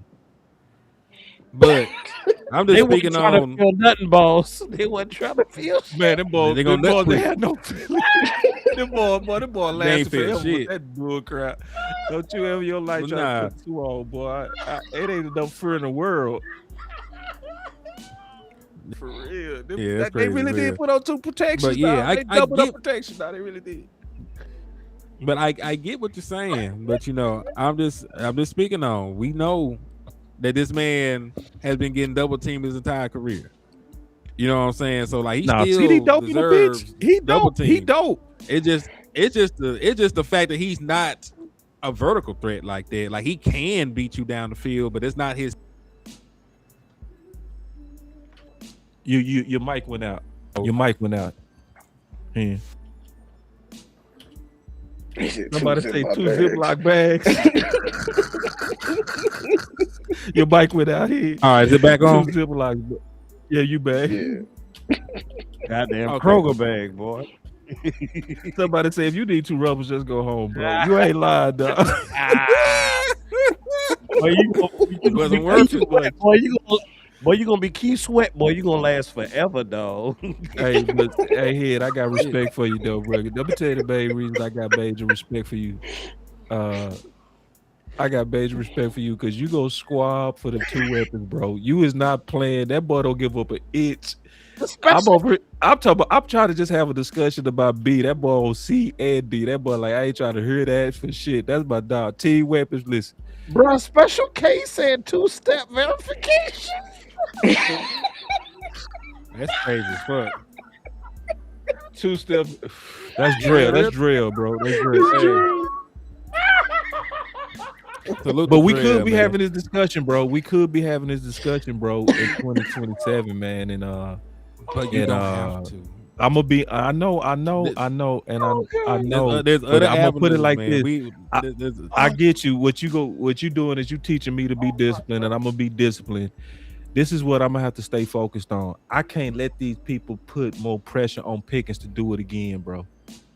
Cause see, it's gonna be a combination of this, and I guarantee it's gonna be this. It's gonna be a combination of epic and nitpicking Pickens in 2026. Yeah, write this day down. Yeah, May 26, 2026. Boss said it's gonna be a combination of nitpicking Pickens. Hey, I mean, listen, we know about. Hey, I see your doggy. It's a good dog. Hey, a good doggy. You gotta start talking low when the dog comes in. Go, Cor. But man, like I get what you're saying. Like it could come down to some shit like that. But I also don't want them because this is what they want. They don't want to pay 2 wide receivers. I'm not giving them the option. Like I'm not giving them the option to tell me no to my 2 wide receivers. Like, bitch, one is an 88, and you just spent assets on another nigga that's proven that he's one of the best wide receivers you had in your franchise history. You know, now listen, if they win a Super Bowl this year, I don't give a fuck. You know, like blow this shit up, do what you want to do. I'll die happy. You know, but you know, we talk about competing long term and shit like that. Keep them niggas around, dog. Like you got to, like I don't want to live in a world where I can't have, you know, my Bentley and my Rari. I got a Bentley and a Rari. We balling ass niggas. We live differently. You know what I'm saying? Everybody else in the league want a Bentley and a Rari. They only got a Range Rover and an electric Hummer and shit. That's what them other niggas around the league got. We got the real deal Holyfield in our garage right now, and we act like we want to sell one of the cars. Man, I don't want to do that shit. Like teams would kill to have teams would kill. They would sell their firstborn children to have the kind of weapons that we have over here, dog. We got the best wide receiving duo in the National Football League. We only got to see this shit for a fucking year. I want this shit. I want this shit, nigga. Like I want this shit forever, like Drake said, dog. I want this shit forever, man. And see, Hector's raised a good point. He said, what are the odds that they put their finger on a scale to make wide receiver 1 numbers exceed wide receiver 2? Very, very, very, very, very, very, very, very what likely. That's the trap. That is the trap, y'all. That is the trap. That is the trap. It's gonna be hard. I want to know how they could though, in terms of like they might. CD might have a record breaking year. But remember, I do want to say this. I'm just trying to be real. Even like I know they tried it with Amari, but if Amari played all the games, he'd break 1,000 yards. Like he would have came out at about like 1,100, if I'm not mistaken. Like the year that they tried to phase him out, if he played the games, he would have still broke 1,100 yards at the pace he was at. Right. So outside, I don't think, and this thing like Pickens ain't finna get COVID. You know, like he ain't finna get COVID or the hantavirus or no shit like that. So even in a 17 game season, Hey, that like Ebola back out too, though. That Ebola You know, back. Rico in a got 17 it. yeah, in a 17 game season with an all pro quarterback, outside of this nigga just not being there, I don't see how he don't break 1,000 yards or 1,200 yards, even while sharing targets with CeeDee Lamb. I just don't see it. Henny, I think they finna try to fuck. Like him. realistically, No, you're right, but I still listen, think they finna try to like fuck they him. could Always, try. they always, Let's listen to Definitely the gonna setup, try. bro. they Listen to the always do that shit. somebody said Always Ebola do that coming shit. back, boy. Y'all tripping. I But no real. listen, You That shit tripping. real, bro. Hey, but but they, listen, let me but tell you why they trying to set him up. hold on, real quick, because listen, they said they tried that with him, right? They Right. tried to skew the number. We was He had like close to he had that like, shit. Yeah. but he had like 1,500 yards still. That's my point. Yeah, Like you can only do so much. If but you can only Romo do so G, much. Dak a little bit company, man. And The Romo was Dak threw the ball. audible. Hold You on. heard? Yeah, Terrence Steele told us that. I mean, not Terrence Yeah, Steele. Terrence Steele. I don't know. Terrence Williams did say Terrence Terrence that. Williams. Williams told us, Terrence bro. Yeah, Williams did. Yeah, he did. Romo but was running that bitch he played with himself. the nigga Yeah, when he he was was running he that played hoe. with the nigga when he was a rookie. He was a rookie No, I on a agree, rookie team. but I don't trust that, He was bro. trying to Man. win his job. It was Dak. Like, It listen, was Dak that was running at Amari. Yeah. That had Amari with 104 targets, bro. was it And CD with was it 100. Dak or was it Dak or Amari Cooper missing the equivalent of 4 Both of them. games? No, Both 2. of them. So that's the point. He missed 2. But he missed two. He missed 2.5. He missed because he only played a series in the Saints game. He played, but he only played a series. But I'm saying though, like your number one should not have 104 targets, with your number 2 have 144, even with the absence of 2.5 games. Especially when your counterpart number ones was having 180 targets and shit like that. That's 22 targets. Like, for, So going, and this is why in 2 games. this is the other reason why I think they trying to screw him over, bro. Damn, I'm just being all the way honest. This shit might be true too. Wilson, GU, whatever else, said while we playing, they gonna make Flo the number 2 and GP the number 3. That's the Man, he not That's- having no. but that won't necessarily happen. But they'll give Flo will see an increase of targets this year for that very reason. They out there stupid ass behind. And see, and the reason why that's scary, that what everybody's saying, is They did because before. Jerry just said some weird shit last week, bro. Let's not remember that Jerry came out with Joel Epstein and said that we expect more earlier. Is that trade deadline talk? And see, all of that is weird. We expect more earlier. Y'all didn't game plan him, Philly, game 1. That's why he was so mad. Yeah. Y'all was phasing him out clearly, bro. When y'all was trying to shoot it out with Philly, game 1, and trying to win that game, y'all gave the last 3 targets all to CD. Them game-winning targets, all with the CD, dog. You act like Pickens was invisible, but yet you saying you expect more. And what does earlier have to do with anything? With the trade deadline. Deadline, that's what I'm saying. That's what it sounds like. Deadline talk?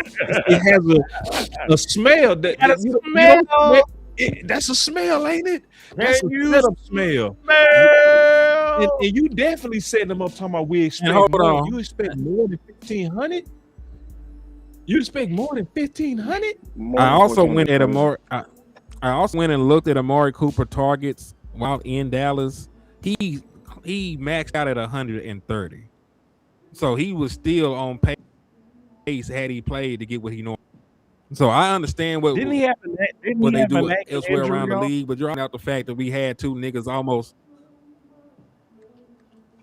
It was a lot of stuff going on. Hold on, I gotta refresh my shit because it's running slow right now. Hold on. It was a lot of stuff. Like they was running also receiver by committee under Mari, which was crazy. Yeah, they was crazy. Like I looked into that in detail. Like if you looked at his counterparts around that time, it's not conspiracy, bro. It's not like because your legends confirmed in the playoff game. You did. You probably got mad at Kellen Morphy. He literally admitted in his office that they don't target the number ones in the progression. They target who's hot, which is already a dumb. That's already a dumb system in itself. I'm Yeah, not targeting Flo because Flo's hot. Like I mean, I yeah. would, but I'm Or the just defense. like, They was mm, literally saying the defense dictated where the ball no, went. bro. Which You throw the ball to Mario Seed, bro. yeah, Like you, you throw the ball whether they doubled or not. That's what you do with your. yeah, you don't And- and- change yeah, you the don't change. progression. You You know, don't change progression. cause see when Cooper, like when the Rams, because they was clearly doubling Cooper Cup, right?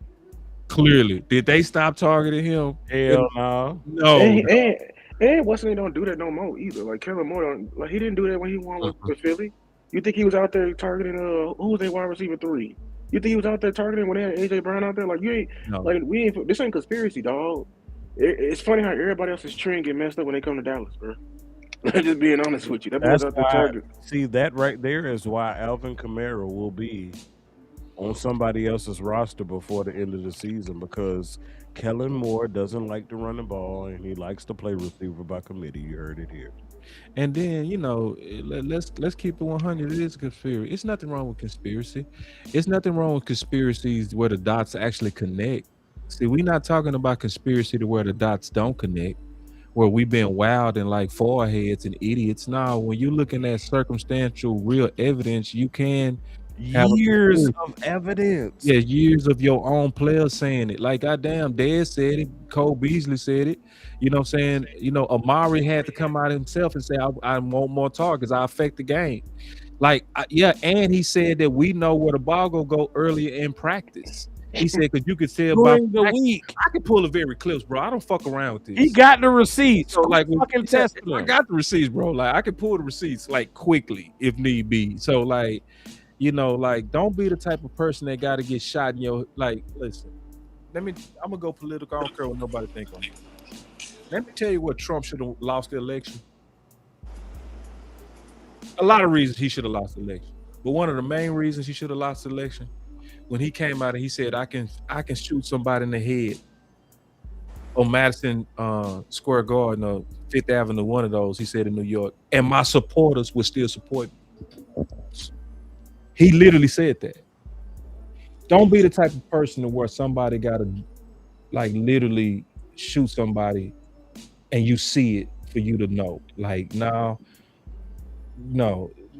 you should be the type of person that can look at evidence and circumstantial evidence to be able to make a good, smart, predetermined outcome.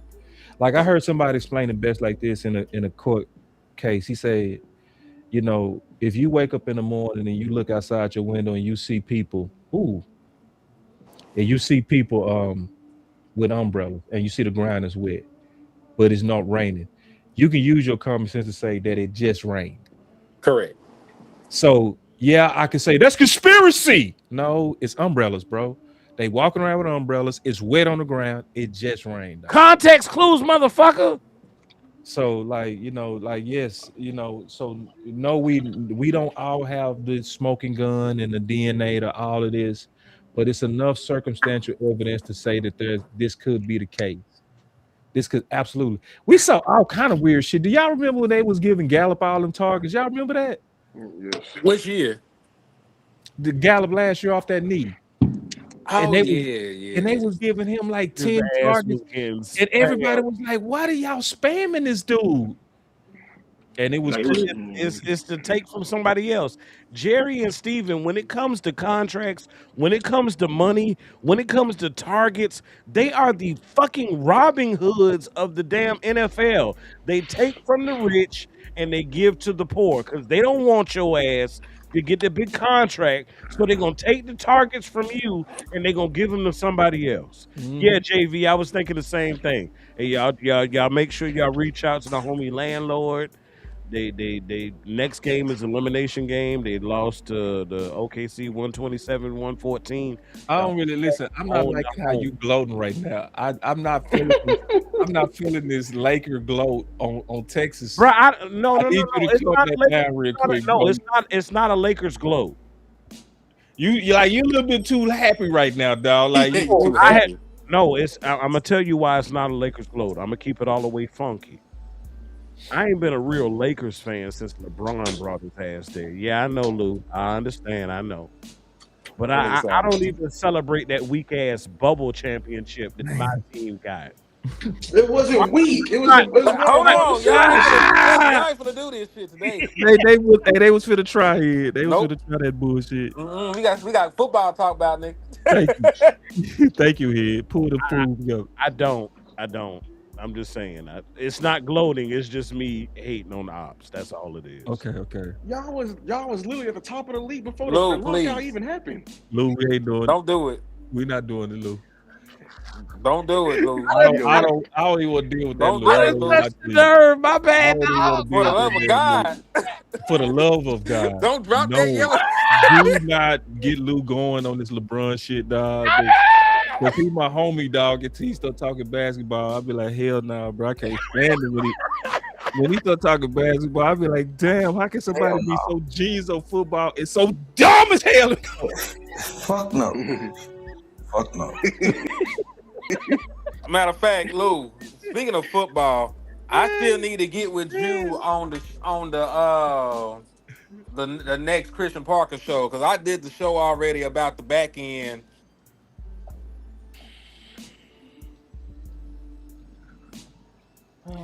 You cut out again.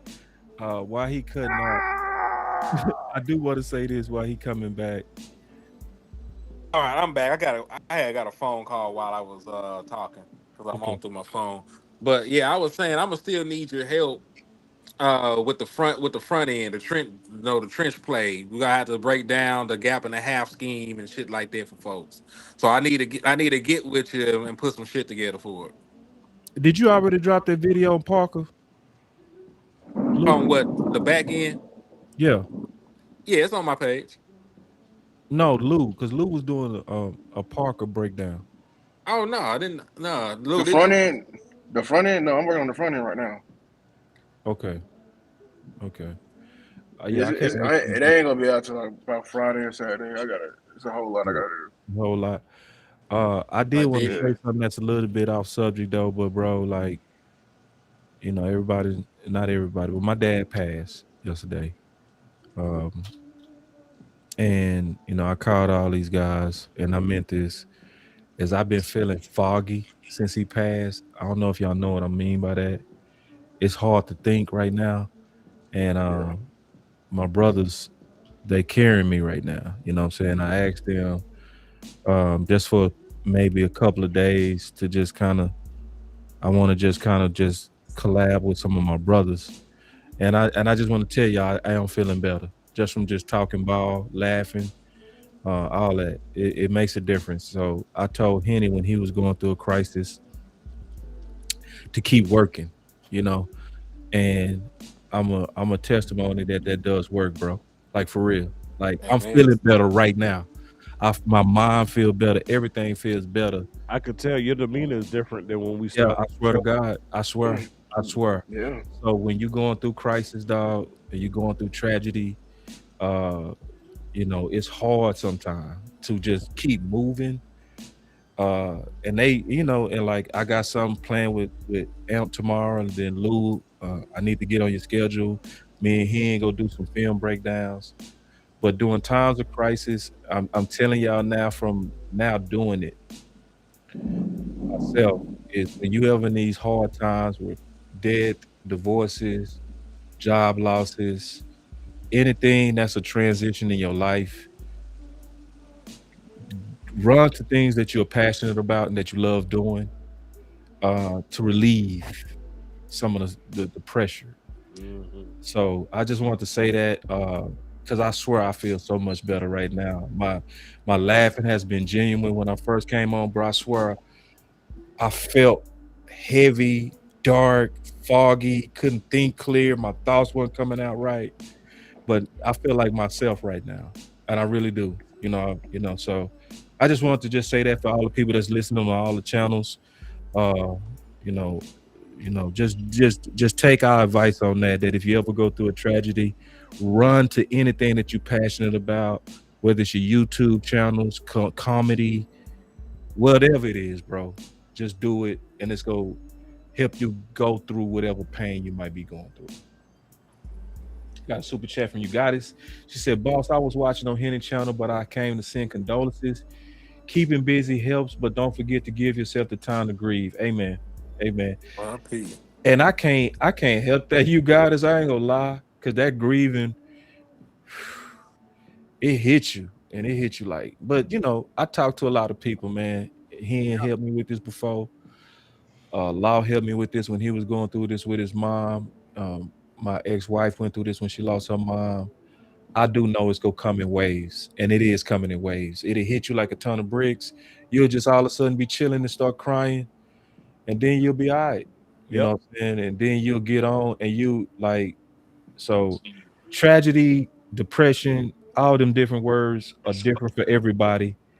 But whenever I get a chance to kind of give any kind of advice that can make any one of us better as we trying to all conquer this game called life, bro, I just want to share it. So anyway, thank you, you guys. That's Appreciate all of straight. y'all prayers too, dog. Y'all been dope on that. Everybody, y'all been so dope.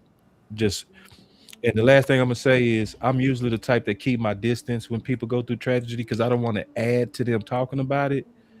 But in my case, it been happening, bro. I swear to God, bro. And I try to answer every one of y'all.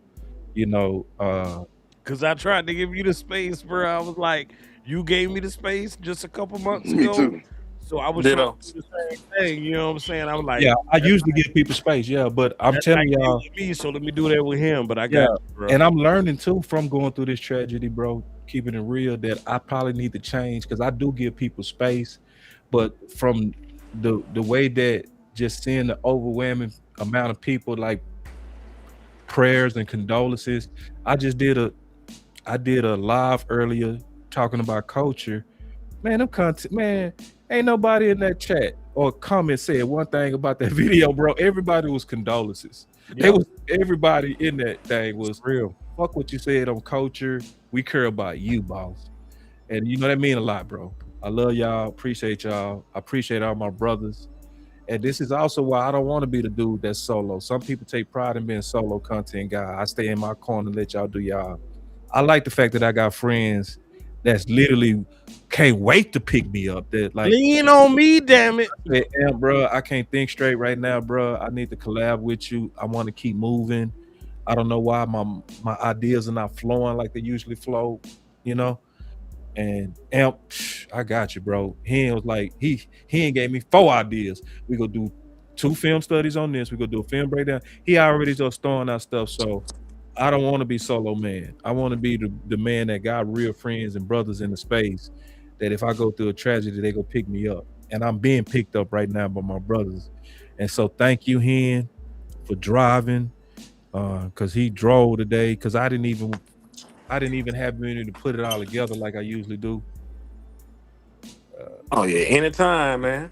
Any Yeah, damn time, my brother. Yeah. So appreciate all the love, y'all. Real talk. you got it, Yes, bro. indeed.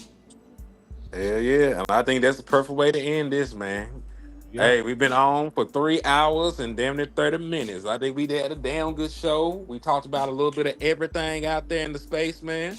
So salute to everybody. Salute to all these gentlemen on this panel that took the time out their day to rock with us, and put this show together the way that we did, man.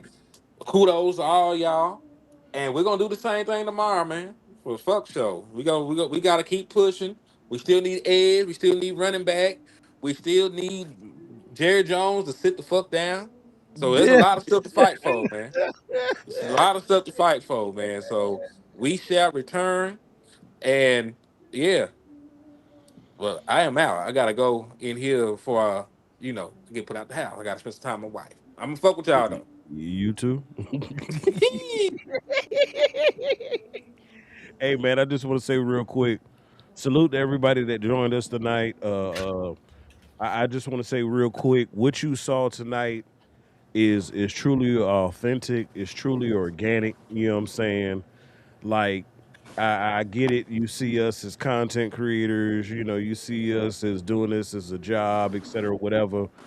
But through it all, we have bond together as brothers, as friends, etc. So like boss said, it's in these moments where we lean on each other. So you bond to the guys that help hold you up in the times when you need it the most. That's no different from what you'll see in a locker room. You know what I'm saying? Just like players. Hey, if I got a teammate, he going through, I'm gonna talk to him. I'm gonna lean, let him lean on me, talk to me, vent, whatever. Hey, hit my line. That's what this is all about. It's about brotherhood. You heard Dan Quinn say it when he was in with the team a few years back. You heard it last year. You hear it constantly echoed. Brotherhood, brotherhood, brotherhood. That's what it's about because life keeps on life, and y'all know me. I personally dealt with it. I personally want to thank Boss publicly because when I lost my grandmother just about 2 months ago, he was there. I could call him, talk to him. I could vent. It hurt. You know what I'm saying? That's what this is all about. Yes, it's about the Dallas Cowboys. Yes, it's about football, but it's also about camaraderie, brotherhood, linking together, supporting each other in our different aspects of life. That's what it's all about, man. Each one reach one. You know what I'm saying? Y'all know what time it is. Good, better, best. Never let it rest until your good becomes your better and your better becomes your best. Hold on before boss cuss me out. Until next time, Cowboys Nation, y'all be blessed.